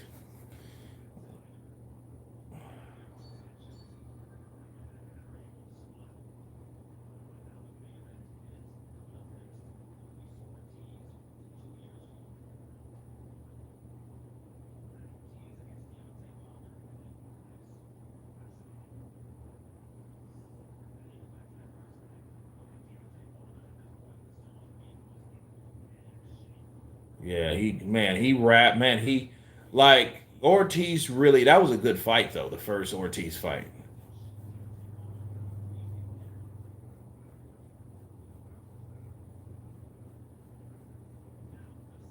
That was a good fight though. And see, Ortiz was just beating him and beating him to that bow right hand. And see, the thing is, Ortiz, that's the thing about the heavyweight division. Like you can see the knot already growing on the right eye of Deontay Wilder. Ortiz is nobody to fuck with. He's a big, durable guy. The worst thing he has against him is his age. We all know that. The LDBC loves Ortiz. I don't know. I don't give a shit because I know Ortiz is a bad mother sucker, you know. But they only do that because Deontay Wilder beat him.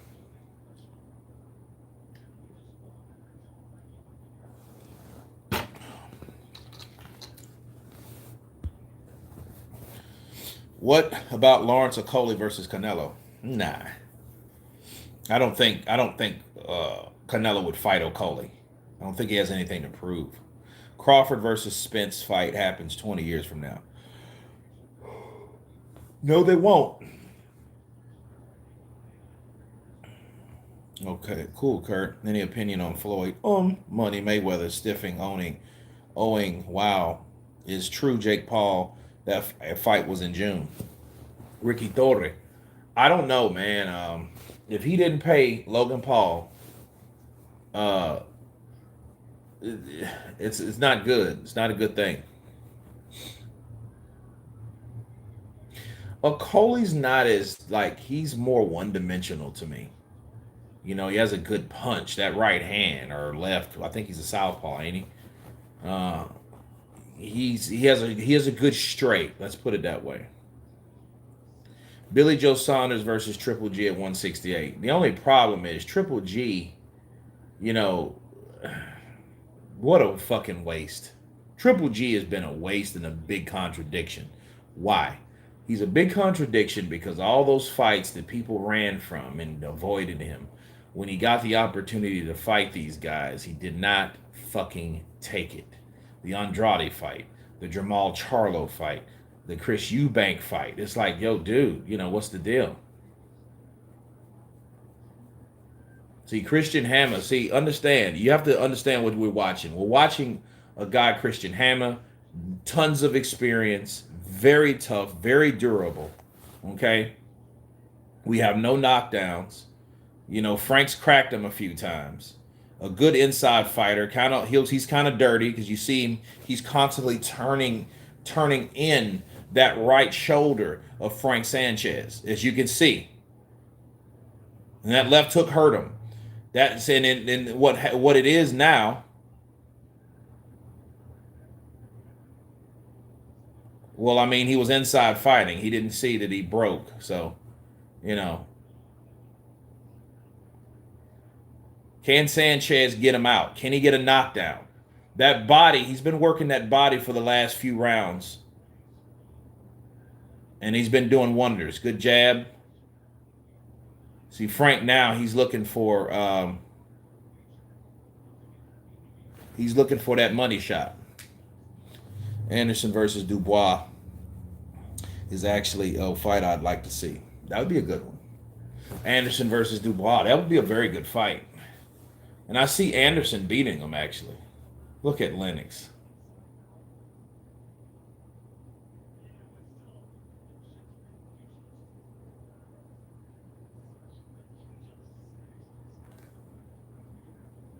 Regis Prograis versus Tank Davis at 140. Duffy, I don't think so. That ain't going to happen. And I don't, look, Tank, he's an exciting fighter, but they're not going to do anything with them fighters, man. These fighters these days, they're not going to fight. And I'm convinced you'll see less and less of them. And then when you do see them, it's somebody we don't want to fucking see. So they're hard to promote. A lot of them, they try to self-promote by Twitter, social media, what have you. But, people get tired of that shit, You get tired of a bunch of people that are not fighting each other. That's why the sport's dying, because we don't see fights we should see. And it's bad. Because you got fucking people that are only after protecting their investment. So promoters don't want to make certain fights because they're too risky. Even though we want to see them. This is round 10 of 10. Ooh, good right. I think that hurt Christian. Christian's holding on. See, that's that experience. That's what I'm talking about. That's exactly that experience. He needs to go to the body. There you go. Left hook to the body. Right hook to the body.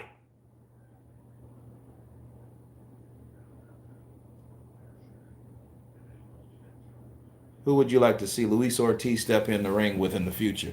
Dillian White? Fuck. Let's see that fight. I mean, let's see it. I can't remember the last time I got excited about a genuine 50-50 fight. No, I can't either. Ooh, good right hand counter by Christian. So you got to be careful with Hammer. You don't want to let him. You don't want to let like stuff like that happen, right? Pay-per-view is killing boxing. Well, here's the thing though. You got guys. You got a guy that tried to bring back free fucking TV, and that's Al Heyman. Now, these days, you do the opposite. Right? You do the opposite by now putting everything that was on free TV, all these guys that you wanted to promote for free TV to give them more exposure, now they're all on fucking pay-per-view. So it's crazy, man. I don't understand it.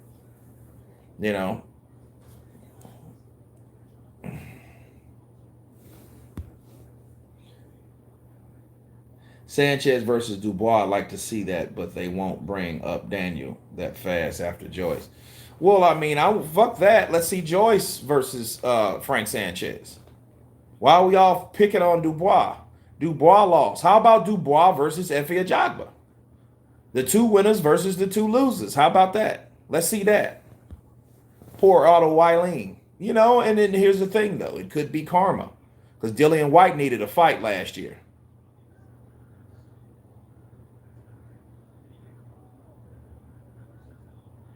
I mean, he failed. That wasn't even a knockdown. That wasn't even a knockdown. Like, Christian Hammer failed.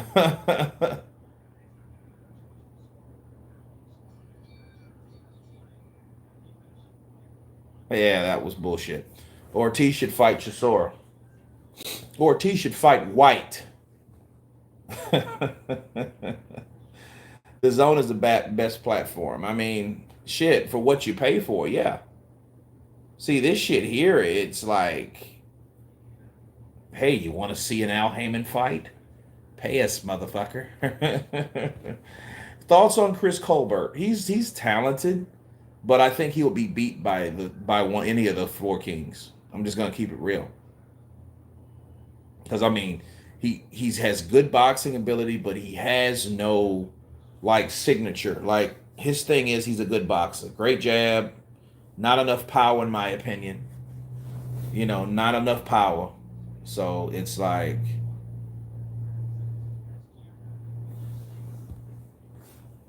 Sanchez beats Wilder now. Yeah, I mean he's too fast for Wilder. But I mean they're not dumb. They're not gonna put that fucking young star up against Wilder. They need Wilder to capitalize on some of the biggest fights in the sport. Of course they're gonna throw it on pay-per-view. It's a Wilder fight, so it's gonna be on pay-per-view. And they need that type of they need that type of exposure from Wilder, because nobody knows if Wilder's going to quit. Nobody knows if he's going to just say fuck it, retire. Nobody knows.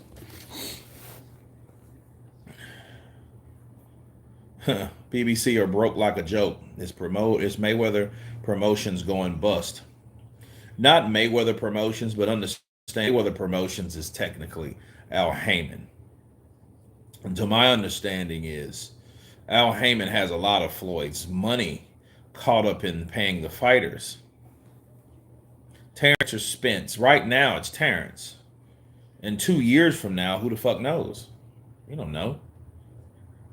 Hopefully Terrence Crawford. See, here's the thing. Terrence Crawford, I feel, is a guy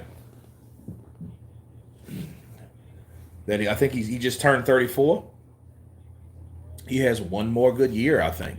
Like one more elite year of showing people he's a bad mother sucker. You know what I mean? And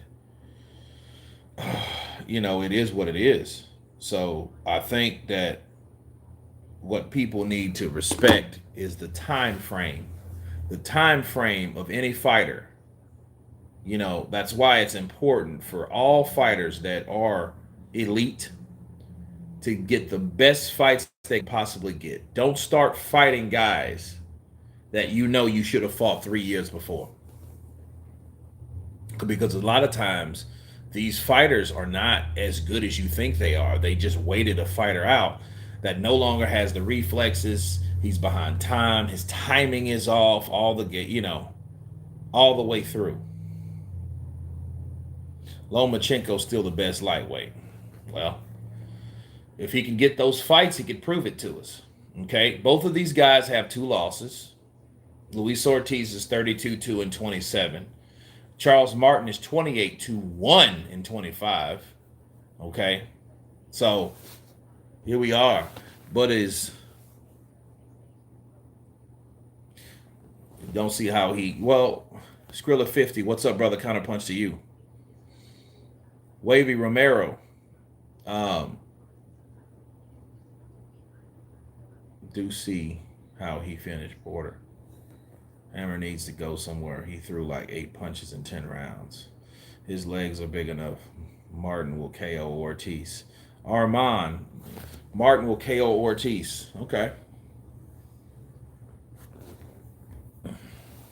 What age is Ortiz now? Nearly 60. Free bus pass soon. Now, Mike, you drunk. It's my opinion. I walk this earth like a god. I walk over you.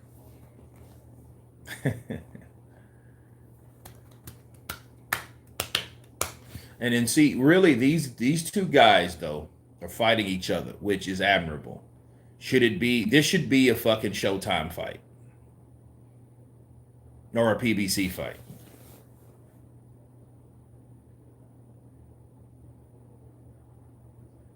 Okay.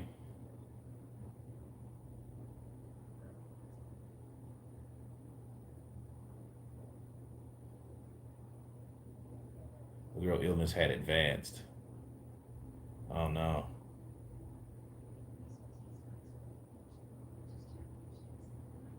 He's fighting for his little girl. Epidermolysis.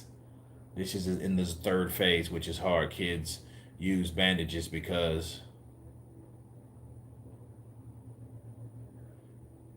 they lose their skin, their teeth, they lose everything. Oh wow, we don't know about this illness. We took her to different places because she was born with necrosis. Doctors considered amputating my little girl's thumb, and that was really hard. Oh fuck! I told my wife that they amputate her thumb, so would I. Oh wow. Oh wow. That's crazy, man.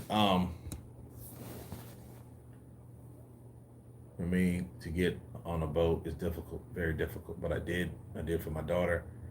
It's hard because she was in the hospital. All I had in my pocket was 20 Cuban pesos. And I left that with my wife and told her, if they catch me, I'm going to try again and again until I make it. And I made it. I got to the United States where I've been welcomed with open arms. I'm thankful for that. Oh, that's crazy, man.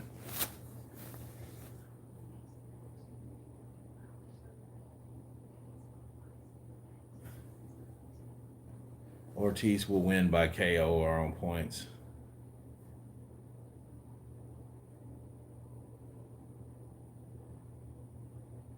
Yeah, it's crazy, man. It's like, and so you have to understand now, old man Ortiz, they call him or whatever.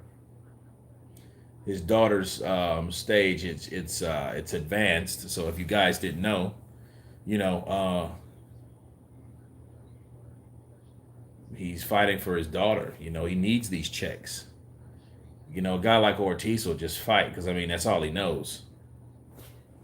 That's all he knows how to do.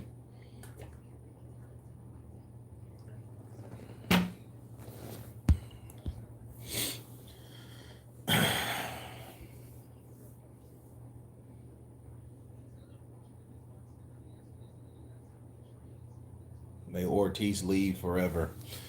Fury literally joined WWE. Fury has only fought twice. World opponents. Rambo Ortiz will get slept by the gorgeous villain Charles Martin. Not slept. Okay, they're going down an elevator. This is different. Okay, before they ring, I'm going to take a bathroom break. Be right back.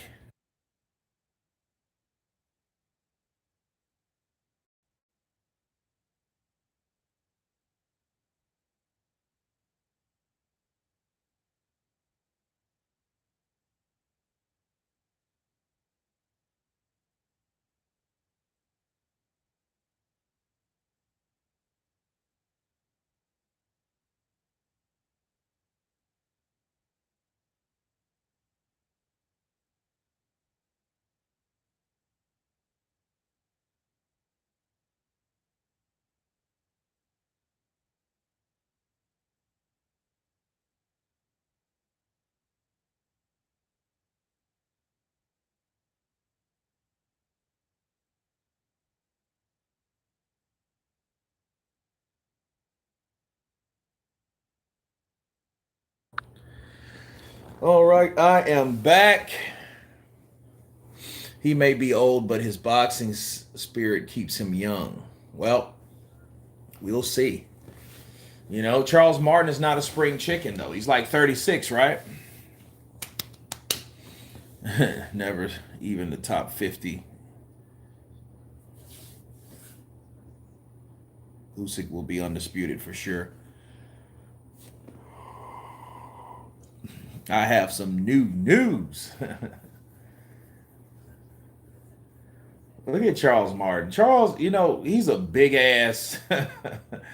Charles Martin's a big ass dude, though. Like, but he's just like a big ass.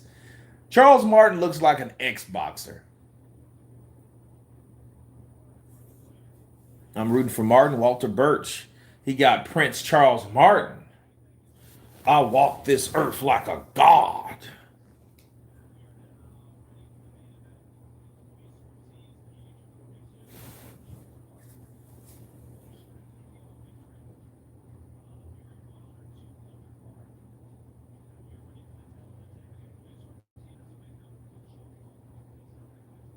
Fury a cooked duck. He ducked Vladimir on the rematch and quit to avoid all the smoke. His only claim to fame is Wilder, who is not skilled boxer or fighter, just a dude with a legit right hand. Like a god. Not like a god, like a god. They're reporting 1,000 pay-per-view buys. Damn, really? That's fucked up. 1,000? Wow. Cool, Kurt. You done some acting. Can you be a lawyer, represent Tank in a hit and run case? We don't know. Depends on the script. Usyk will not beat Fury. You tripping, buddy? Man, a fight like that, a lot of people don't know what will happen in that type of fight.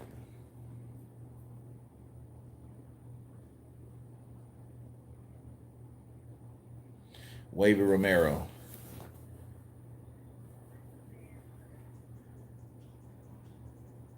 There goes Manny Robles. Dude, I'm so pissed now. I had Manny Robles. I had him in a interview, and all my internet went dead. I was visiting my aunt in a small town, and I was using my phone's internet for my laptop, and the shit wasn't strong enough. So I tried to go to McDonald's. The McDonald's internet fucking sucked. He was waiting, and my whole shit crashed right then. And I never got him back. Anthony, no heart, no chin, no gas tank, Joshua. Damn. He ain't got no heart, no gas tank, no chin. Damn.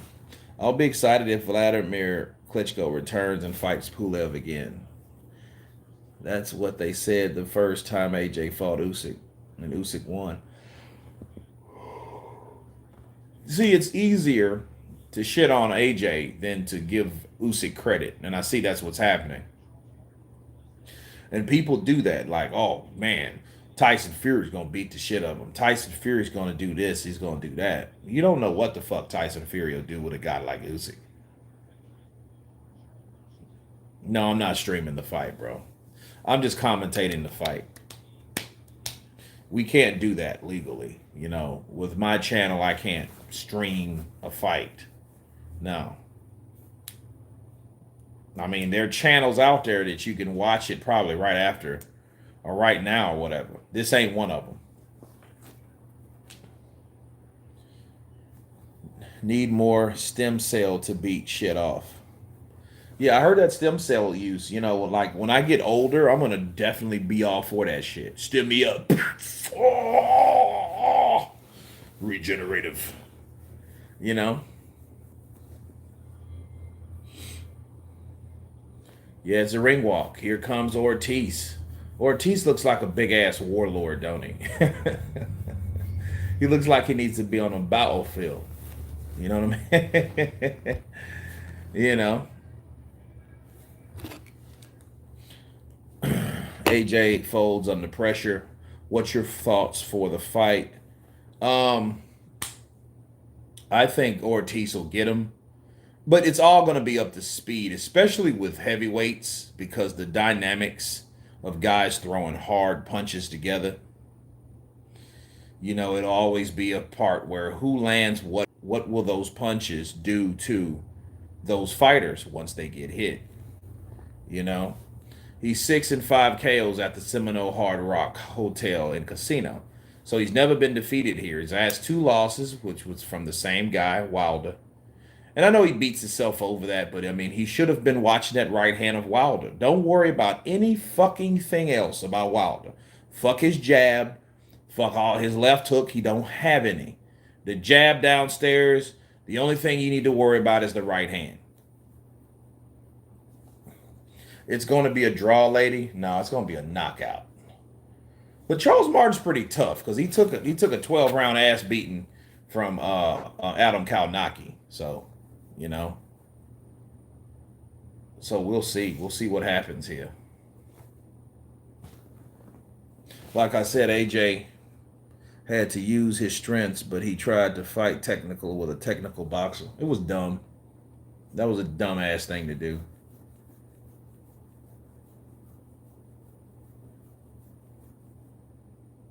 Let's go, Ortiz. Ortiz in the house. They're both in the ring. Charles Martin's bouncing. You know, you can tell somebody is that older. Look at their look at their facial hair and shit. If you notice, Ortiz always just shaves his shit off. You don't never see him with a beard. That motherfucker might be white chili. you know. But I mean, all bullshits aside, I mean, it really touched me. You know, he's doing all this for his kid, so he's kind of like Wilder, and in the motivation factor of why he fights. You know, Prince Charles' first career fight in Florida, so he'll learn. He'll learn. Happy 60th birthday for Ortiz. Atrocious beyond our justification. Welcome to the chamber of gas. Victory is upon us. Damn. All right. Ruiz is the one that made him start being technical after the first loss. Yeah, he was a bad motherfucker before then. I hope it's a good fight too. I paid $40 for this shit. Charles Martin should be able to put his old bag. Ortiz's legs are gone. Martin is in better shape and having a second win in his career. We'll see. We will see, because you got two southpaws. So the southpaw versus southpaw is just kind of like the same as two orthodox fighters. They're fighting from the same stance, which is the opposite stance in their situation, because they are two southpaws. Damn, Frank Santori Jr., you can tell this motherfucker's nose is like over here. You can tell he used to be a boxer. I bet you he could tell you some stories. He looks like an old tough bastard too, this referee, Frank Santori. Somebody look up Frank Santori Jr. He probably was a boxer back in the 70s or some shit. Has been fighting against journeyman since Wilder fight. He has. And I noticed like Charles is a lot fucking taller than Ortiz. Look at Ortiz looking all like Kurt Floyd Mayweather likes to hint that Canelo may have been on steroids for some fights. Yeah. That's what he does. I mean, Floyd, like if he finds any way to discredit you, he'll go. Here comes Prince Charles Martin. Here comes Luis Ortiz. Here we go. I've been waiting for this fight too. And I keep thinking today was Sunday and yesterday was Saturday for some reason. Okay, here's a jab. The first jab was thrown by Ortiz. Good jab by Ortiz. Good feint from Charles. Charles knows he has to feint to keep Ortiz. Prince is stepping back. He's fighting tentative already. That's not good. Because, see, Ortiz, he will sense that you are afraid. See, one last thing you want to do is flinch and feint at a person and then move backwards. That shows you by your body language that you're already scared.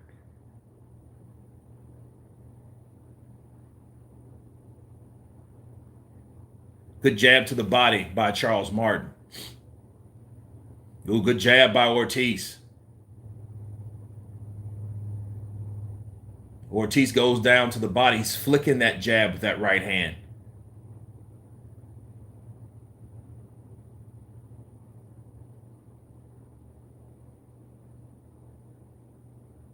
Good jab by Ortiz. Ortiz is kind of stretching his calves a bit. Oh, he should have threw that left over the top. It would have probably landed for Charles, but he held it. He reneged on it. But I think Ortiz was right there for it. And Charles Martin's fighting scared. That's the problem. You don't want to fight scared. Maybe Charles Martin is a slow starter. Damn, he just fell, but he fell getting jabbed. So, like, yeah, that's like, dude, that could have been a knockdown. because he got jabbed. He fell getting hit. So I mean, that's technically, he was falling, but he got hit from the punch. The punch helped him fall. He fell like a god.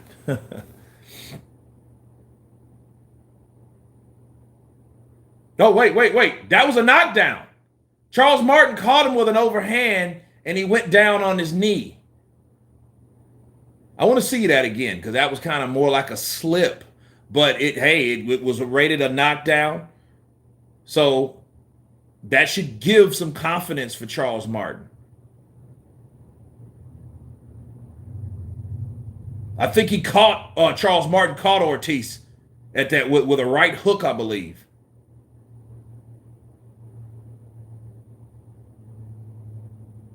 "20 seconds left.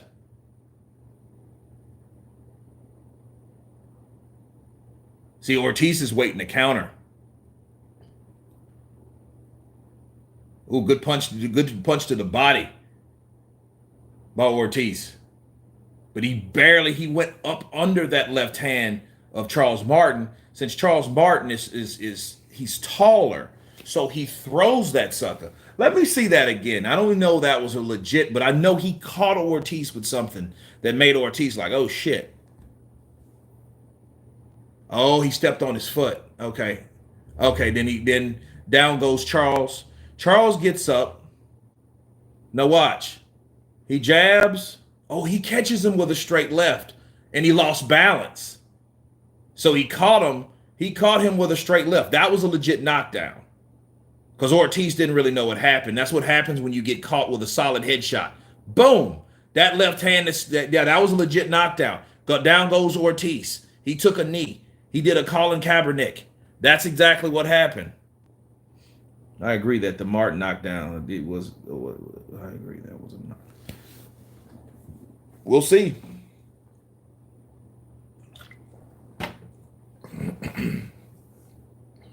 Here comes Charles Martin. The ref fought Leonard in 77. I know he was a fighter. Dude, he has a fight. Oh, good straight left from Ortiz. Ortiz is coming out firing. Ooh, jab, left hand to the body by Ortiz. And see, this is the type of Ortiz you don't want to get into it with. Ooh, good straight left from Charles Martin.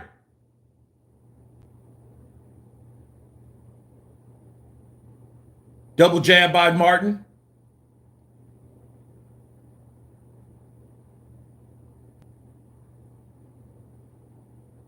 Good left to the body by Martin. Two straight lefts. And if he keeps shooting it down there, it's going to become a rhythm of acknowledgement for Luis Ortiz, and pretty soon he'll drop that guard. Ooh, good right hook from Charles Martin. And he misses with the left. And that just shows you, good overhand right by Charles Martin, but he gets caught with a 2-3 punch combination from Luis Ortiz.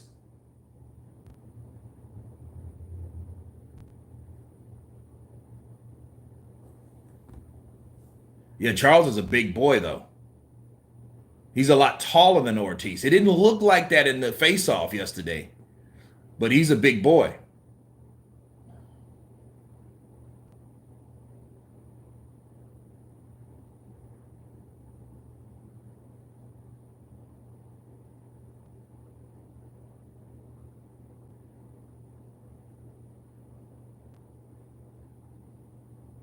Good defense by Ortiz, though. Oh, good straight left counter by Ortiz. That's what makes him dangerous. Charles goes in for a straight left. He slips it, catches him with his own straight left, backs up Charles Martin.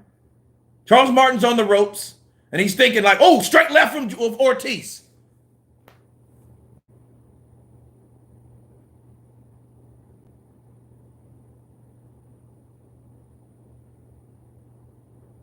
Charles is gathering himself. He's thinking, in there, like, what the fuck should I do at this point?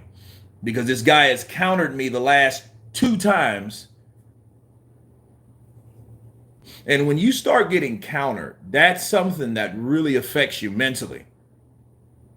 Yeah, that Ortiz, you can tell, though, he has the skill, but his legs are old. He slips under that left. He must have had a lot of good sparring with southpaws, because a 1-2 thrown by Charles Martin, Luis Ortiz wasn't in range.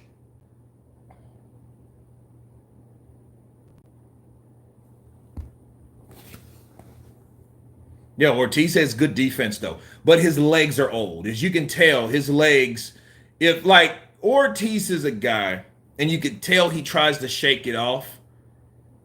Look at that. Straight bow! Caught him flush coming in. And that was a beautiful counter. Charles Martin comes in with a right jab and a straight. Ortiz steps back, misses it. Boom! Catches him full on. This is definitely Ortiz's last fight. Tony P. I doubt it, dude. You know, because here's the thing, though.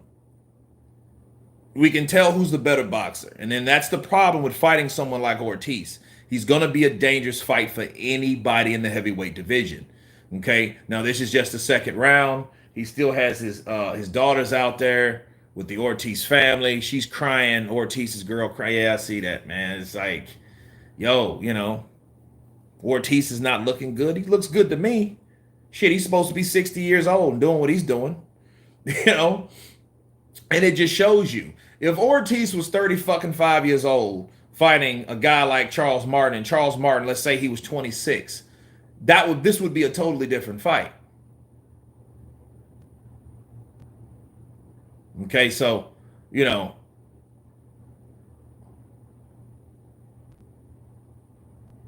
oh, good straight left to the body by Prince. I walk this earth like a god. Martin. Oh, good straight left from Charles Martin. He sneaks that punch in there. Bip. But Charles said, hey, I got to win this fight, because if I don't, it's the end of the road for me. Ortiz is looking his age. Yeah, he's looking kind of like, what the hell am I? Oh, yeah, he's looking tired. He's looking tired now. He's looking tired. He's just stepping in. He's stepping in, waiting for the counter. He's not really even attacking. He's just waiting to react from whatever Charles is going to do. That's not a good thing, because if Charles picks up on that, okay, if he picks up on that, it's time to do some pot shotting. So look, he's getting close. Look at Ortiz is getting closer with his guard up. Okay, he's getting closer with his guard up. Ooh, good punch to the body by Martin.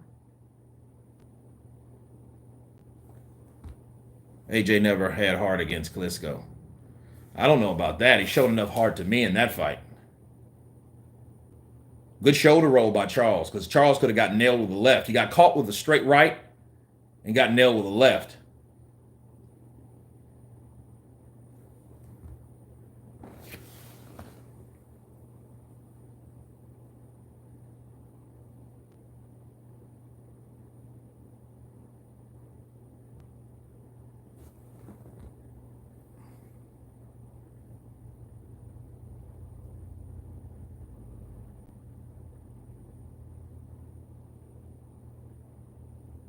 Misses with the left, and it's a lull in action. And I'm thinking, like, okay, what's wrong with Ortiz? Is Ortiz tired? He's sweating a lot.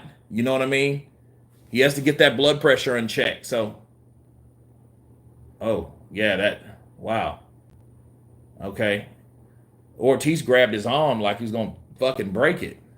Because if he wouldn't have had his arm like that, Charles could have countered.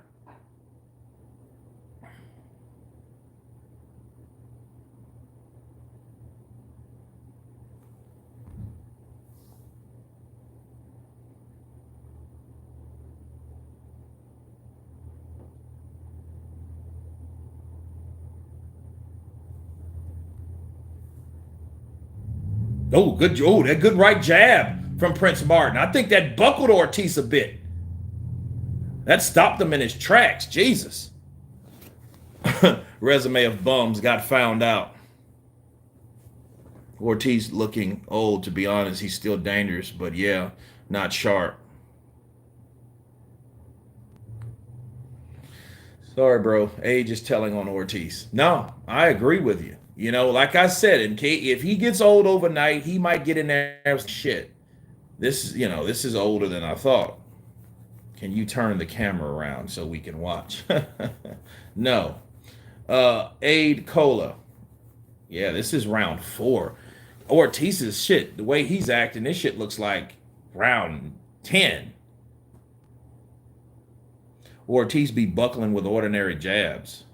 There's the Martin family.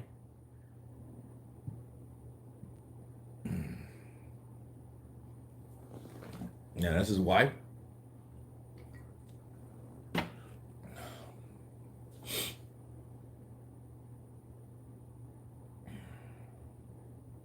And the one thing I haven't seen from Ortiz is that chopping right hook that he's heavy with. Now here comes Ortiz, comes in with a jab. And one thing you got to watch on Charles Martin. Oh, wait, Ortiz, I think, is hurt because he's grabbing the ropes. He grabbed the ropes behind him. I haven't seen Ortiz ever do that shit. You know, that's what happens when you fight a pack of bums. Straight left lands for Charles Martin. Ooh, straight left lands for Ortiz. That was over the top. Good right hook. That right hook is a good weapon that I think Manny Robles perfected with Charles Martin. So look out for it. And see, Charles, though, if you're learning about Charles also, he's not the biggest he doesn't have the best reflexes, right? Damn, he went for that straight left.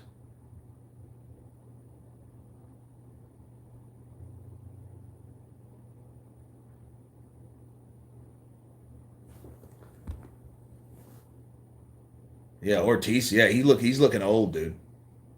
He's looking old as shit because he's not really coming in. He's fighting in spots. Look at his jab. His jab is just pushed. He's pushing his jab out there. You know, it doesn't have any snap behind it. That's just age, bro. Ortiz now, I think if he lands the right shot, if he can get on.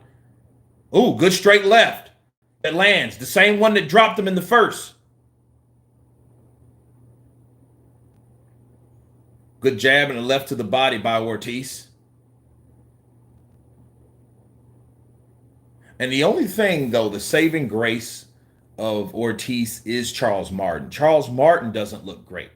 He doesn't. Charles Martin was a little sharper, but I think that's also ring rust because this is a long time from Jarrell Washington, right?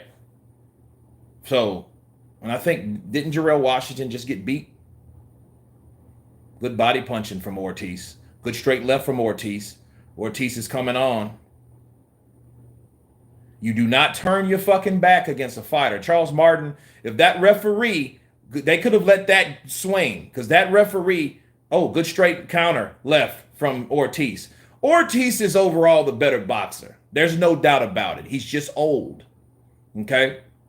That's what you're dealing with. You know, we don't know how old Ortiz is, but oh, dropped with a jab. Down goes Ortiz with a straight jab. Down goes Ortiz for the second time. A fucking jab caught him. And like I'm saying, Charles Martin is heavy-handed on his right end. He really actually might be a right-handed fighter and just fights in a southpaw stance. This motherfucker went down with a jab. And his kids crying. You know what? Like, I learned from those Cotto fights, right? Fucking Cotto used to get his ass beaten, and his kid's in the front row. You know what I mean? It's like, look at it. Bow! He falls right on his ass. Yeah, that was not a slip. That was just a perfectly timed jab to the face. Down goes Ortiz, flat on his ass. He down there does an American splits, right? Look at that. Jab, bap! There he goes. Down he goes. And Ortiz ain't scared. He just, when he gets hit, he's like, what the fuck I get hit with? You know, Charles got that hand up like, I got this motherfucker. He's not 42. He's definitely about 48. He might be 48. I don't know, baby. I don't know. Charles Martin is just like a hood 36. You know what I mean? Got old overnight, yeah. You know, ooh, good right to the body.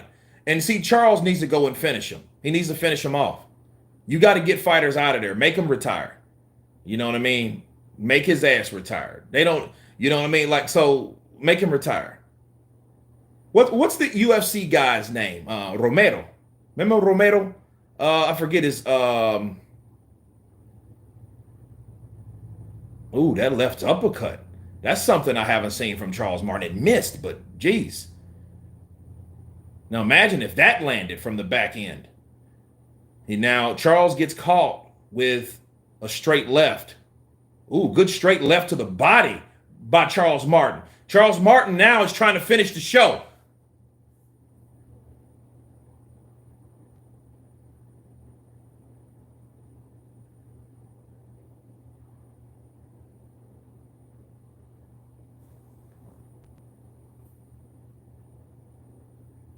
Ooh, good straight left by Charles Martin.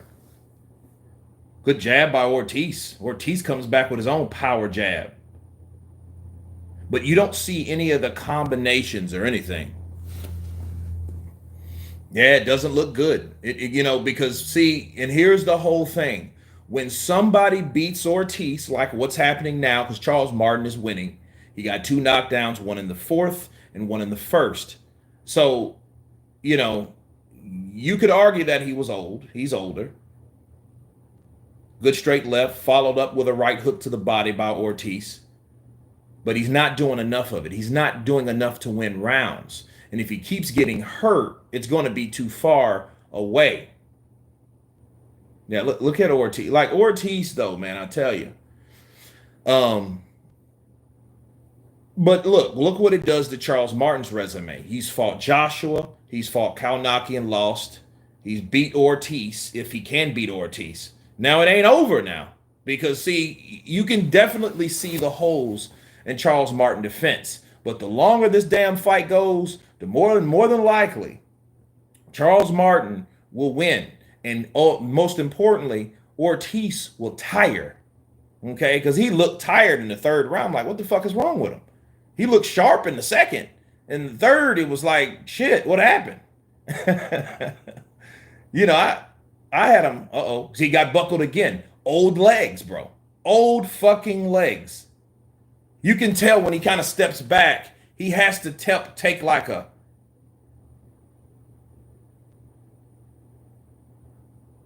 Okay, straight left lands. Okay. He forgot to take a nap. Tony Thomas, you ain't right, man. Yeah. Kurt Wilder broke Ortiz. Oh, shit. I don't know. I think age broke Ortiz. That's what I think. I think age broke Ortiz. You know, and then see that fucking Alexander Flores fight was some bullshit. You know, and wasn't that the last time he fought? That's what Wilder does to you. See, I broke Ortiz. He ain't the same fighter. I can't wait to see what excuses the LDBC has for Ortiz. Fuck, it's easy. He was old. Yeah, his fucking legs are shit. You know, I remember when Tyson Fury said that about him. He's like, Ortiz is a good fighter, but he's just old. He has old ass legs. You know? And he knew that shit. You know, it's like somebody... You see, this is round 6. And is this like round 12 out of round 12? I'm interested to see how this shit's going to end, because it's like Ortiz is getting tired. You can see him. He's looking for the counter, but that's basically all he's looking for. Now, believe it or not, the punch stats are the same. 41. Oh, good straight left. That hurts Charles. That hurts Charles Martin. Oh, what happened? He catches Charles. Charles is out on his feet. Get the fuck up. Get up. Oh, shit. Charles Martin's fucking glove is caught in the ropes. Oh, my goodness.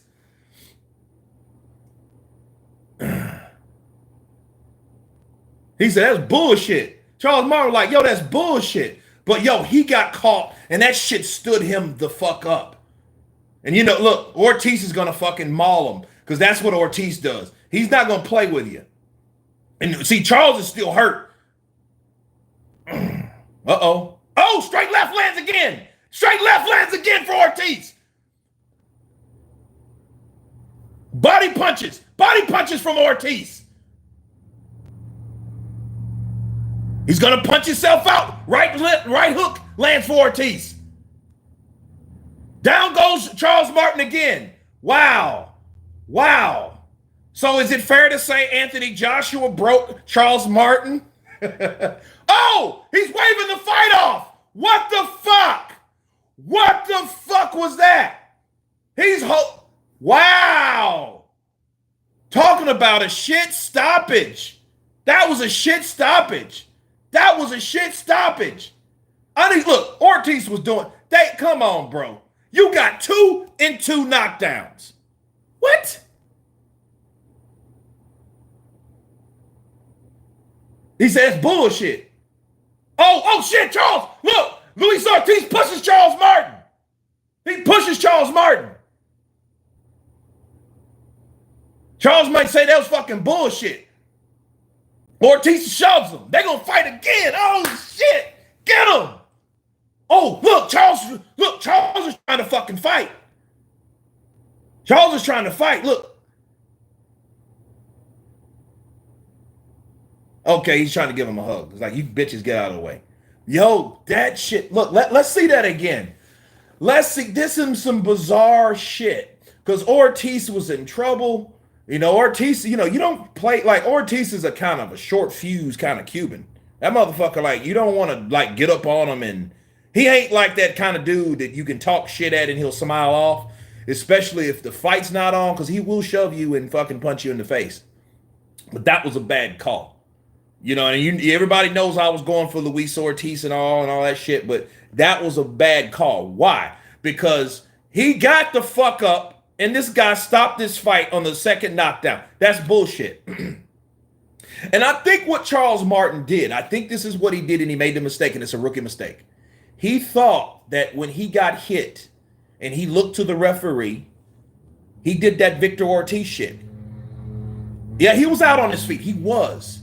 But understand, he was out on his feet to the point he didn't even know what the fuck was going on. But I think he looked at the ref because he got hit so fucking hard. I gotta see this shit. I gotta see this. What the fuck is? Oh, that's his little girl. Okay. All right. What is he doing now?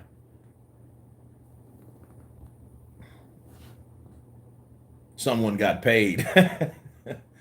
Well, I mean, that's what he's supposed to do. You got 2 knockdowns, bro. You got 2 fucking knockdowns, right? And Ortiz catches him because Ortiz was looking for the counter. I know what he was looking for. Okay, he was looking for that fucking counter. He was looking for that counter. He was looking for that all night. Then when he caught Charles Martin, yeah, we definitely know who's the finisher. Charles Martin, he got caught and then expect to get caught like that. You know, but still, you know,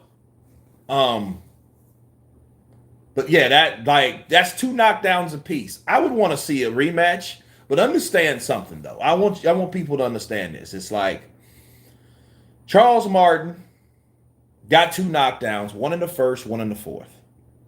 Now it's round 6. It was just like he got caught. I want to see these replays because I'm not like, okay, they're like hugging and shit. I want to see the instant replays. And see, here's the problem. Ortiz can't retire because he has to pay those bills. He has to pay those bills for his daughter because his daughter's like, she's had some type of like stage. So he gets caught. All right, first knockdown. Here we go. Now, bow! Oh, yeah, he catches him in the temple. Oh, he was out on his feet. He didn't even know what the fuck hit him. Look, he was standing up. Yeah, he didn't know he didn't know where the fuck he was. He didn't know where he was, and fucking Ortiz mauled him. He mauled him, and his fucking arm got caught. But here's the thing. His arm got caught, and Charles was trying to tell him, my fucking arm's caught. Pow! Oh, my goodness. That left. Look, that stood him up like this. Yeah, fucking, there's Ortiz fucking mauling him. He look, that's one of them knockdowns from Knockout Kings. You remember the first Knockout Kings? Not Knockout Kings, sorry. The first fight night. The first fight night, you know you got hit and you just go limp. Like what's Manny talking about? Let me see. I want to hear what this because this is controversial.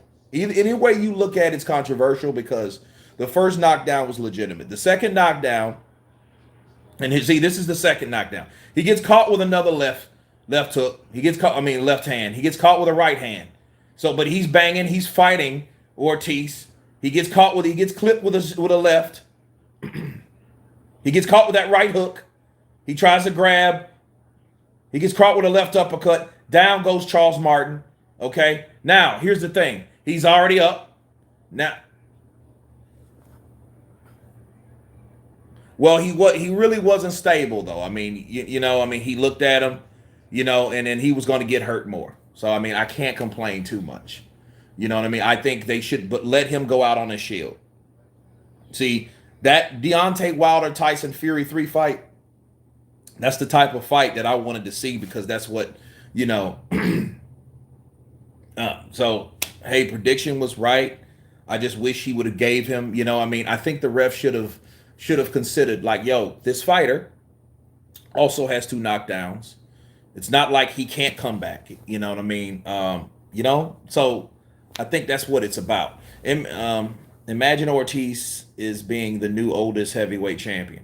I would love it. I would absolutely love it. And matter of fact, the oldest heavyweight champion, but most importantly, the first Cuban heavyweight. You've never had a Cuban heavyweight champion. Just like Andy Ruiz was the first Mexican champion. And then look, Ortiz, he said, man, that was bullshit. He pushed his ass like, what the fuck you on with you? What are you fucking talking about bullshit coming to my fucking face with that? So, Manny Robles kind of diffused the situation though, because it was more like, hey, like chill. Didn't even give him an mandatory 8 count. No, he didn't. I mean, he just waved it off. It was a little quick. You know what I mean? So again, like, you know what I mean? If this was Jack Reese, okay, I don't think he would have had this type of problem. But King Kong, he knocks out Charles Martin in the 6th round. So, hey, Ortiz White is 50-50. I would love to see Ortiz White. And it just shows you Ortiz can be hurt. And so can Dillian White. I would like to see that because I think the buildup would be good because those guys have history. Okay. Dillian White and Luis Ortiz supposed to fought several times. Maybe Wilder is not so powerful after all. Well, Wilder's powerful. I mean, let him hit you. Shit. I think people, the perception of a lot of things. Charles Martin, is like, Charles Martin crawls the earth like a baby. Gave Martin a standing sleep count. Ortiz versus Pulev.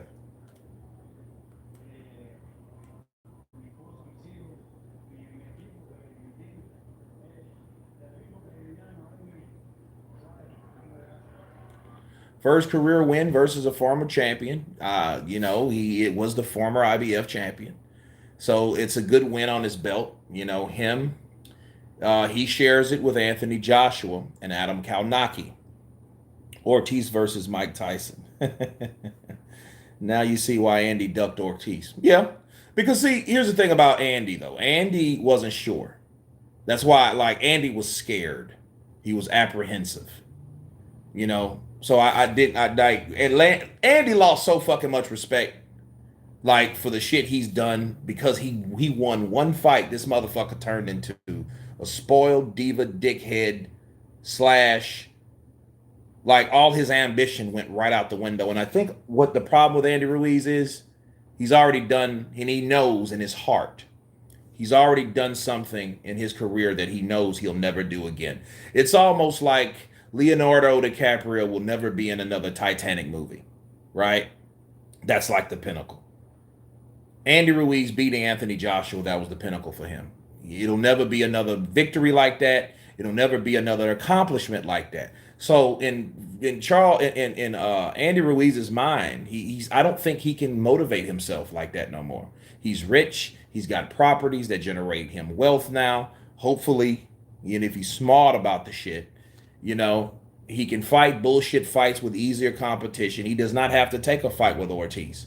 Why would he do that? Because fighting Ortiz would fuck him off. He gets beat by Ortiz, he'll never get another AJ fight. He gets beat by Ortiz, he won't get that Wilder fight to get the $2 to $3 million or whatever, plus the pay-per-view upside. He won't get those type of fights. So it's like, fuck that. Let me swerve this guy and let me fight somebody else. And that's exactly what he did.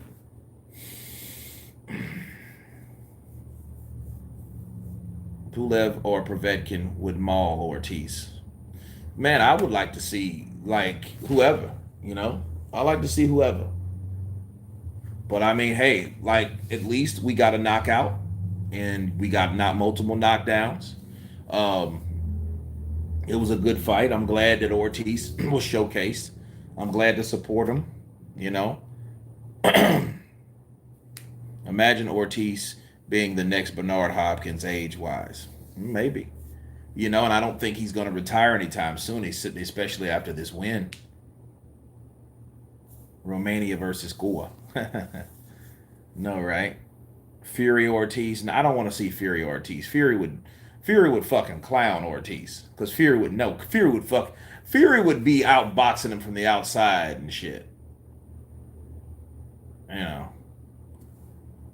Phil Smith, Wilder's legacy, do you know, means his legs never he's never beat nobody special either. Tyson destroyed him 3 times. Well, Ortiz versus Joyce, that'll probably be the fight that Ortiz will be stopped at. You know, I would rather see him in there with someone like Dillian Whyte. Let it be. And I think he beats Whyte. I've always thought he beats Whyte. I think Whyte has a chance to beat Ortiz, you know. But both of those guys have been knocked out a couple times. They both have 2 losses, right? You know. Now Charles Martin, Deontay Wilder, Malik Scott, you know. Total punches, 60 landed for Ortiz, 46 landed for Martin. Thrown 184 for Ortiz, 196 for Martin, 33% for Ortiz, 23% for Martin. Whyte retires him. Dude, when the last time you seen Dillian Whyte? Dillian Whyte knocked out Povetkin. Right? Think that the last time we saw him, and wasn't that fucking March or some shit like that? Dude, that was almost a year ago. He ain't fought since.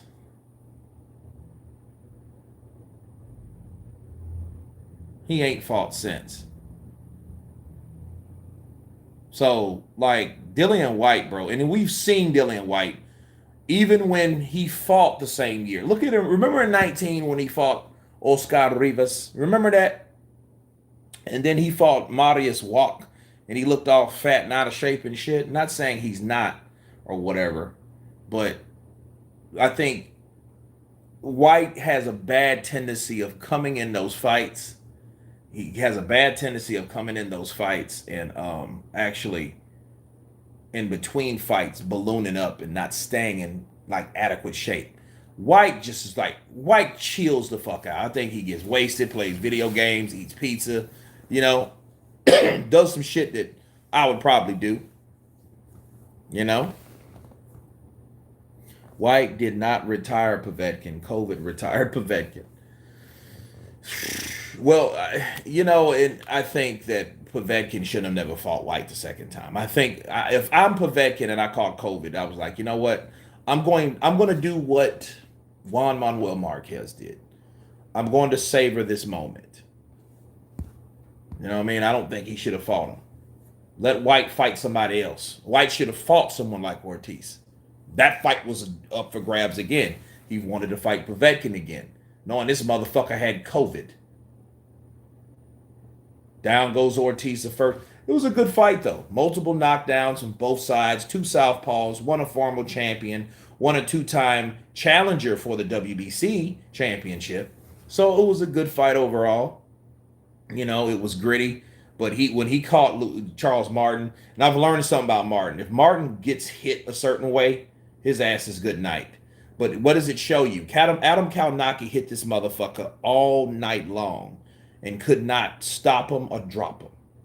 Ortiz catches his ass with one solid, heavy-ass Cuban blow, and this motherfucker stood his ass up like a damn chalkboard.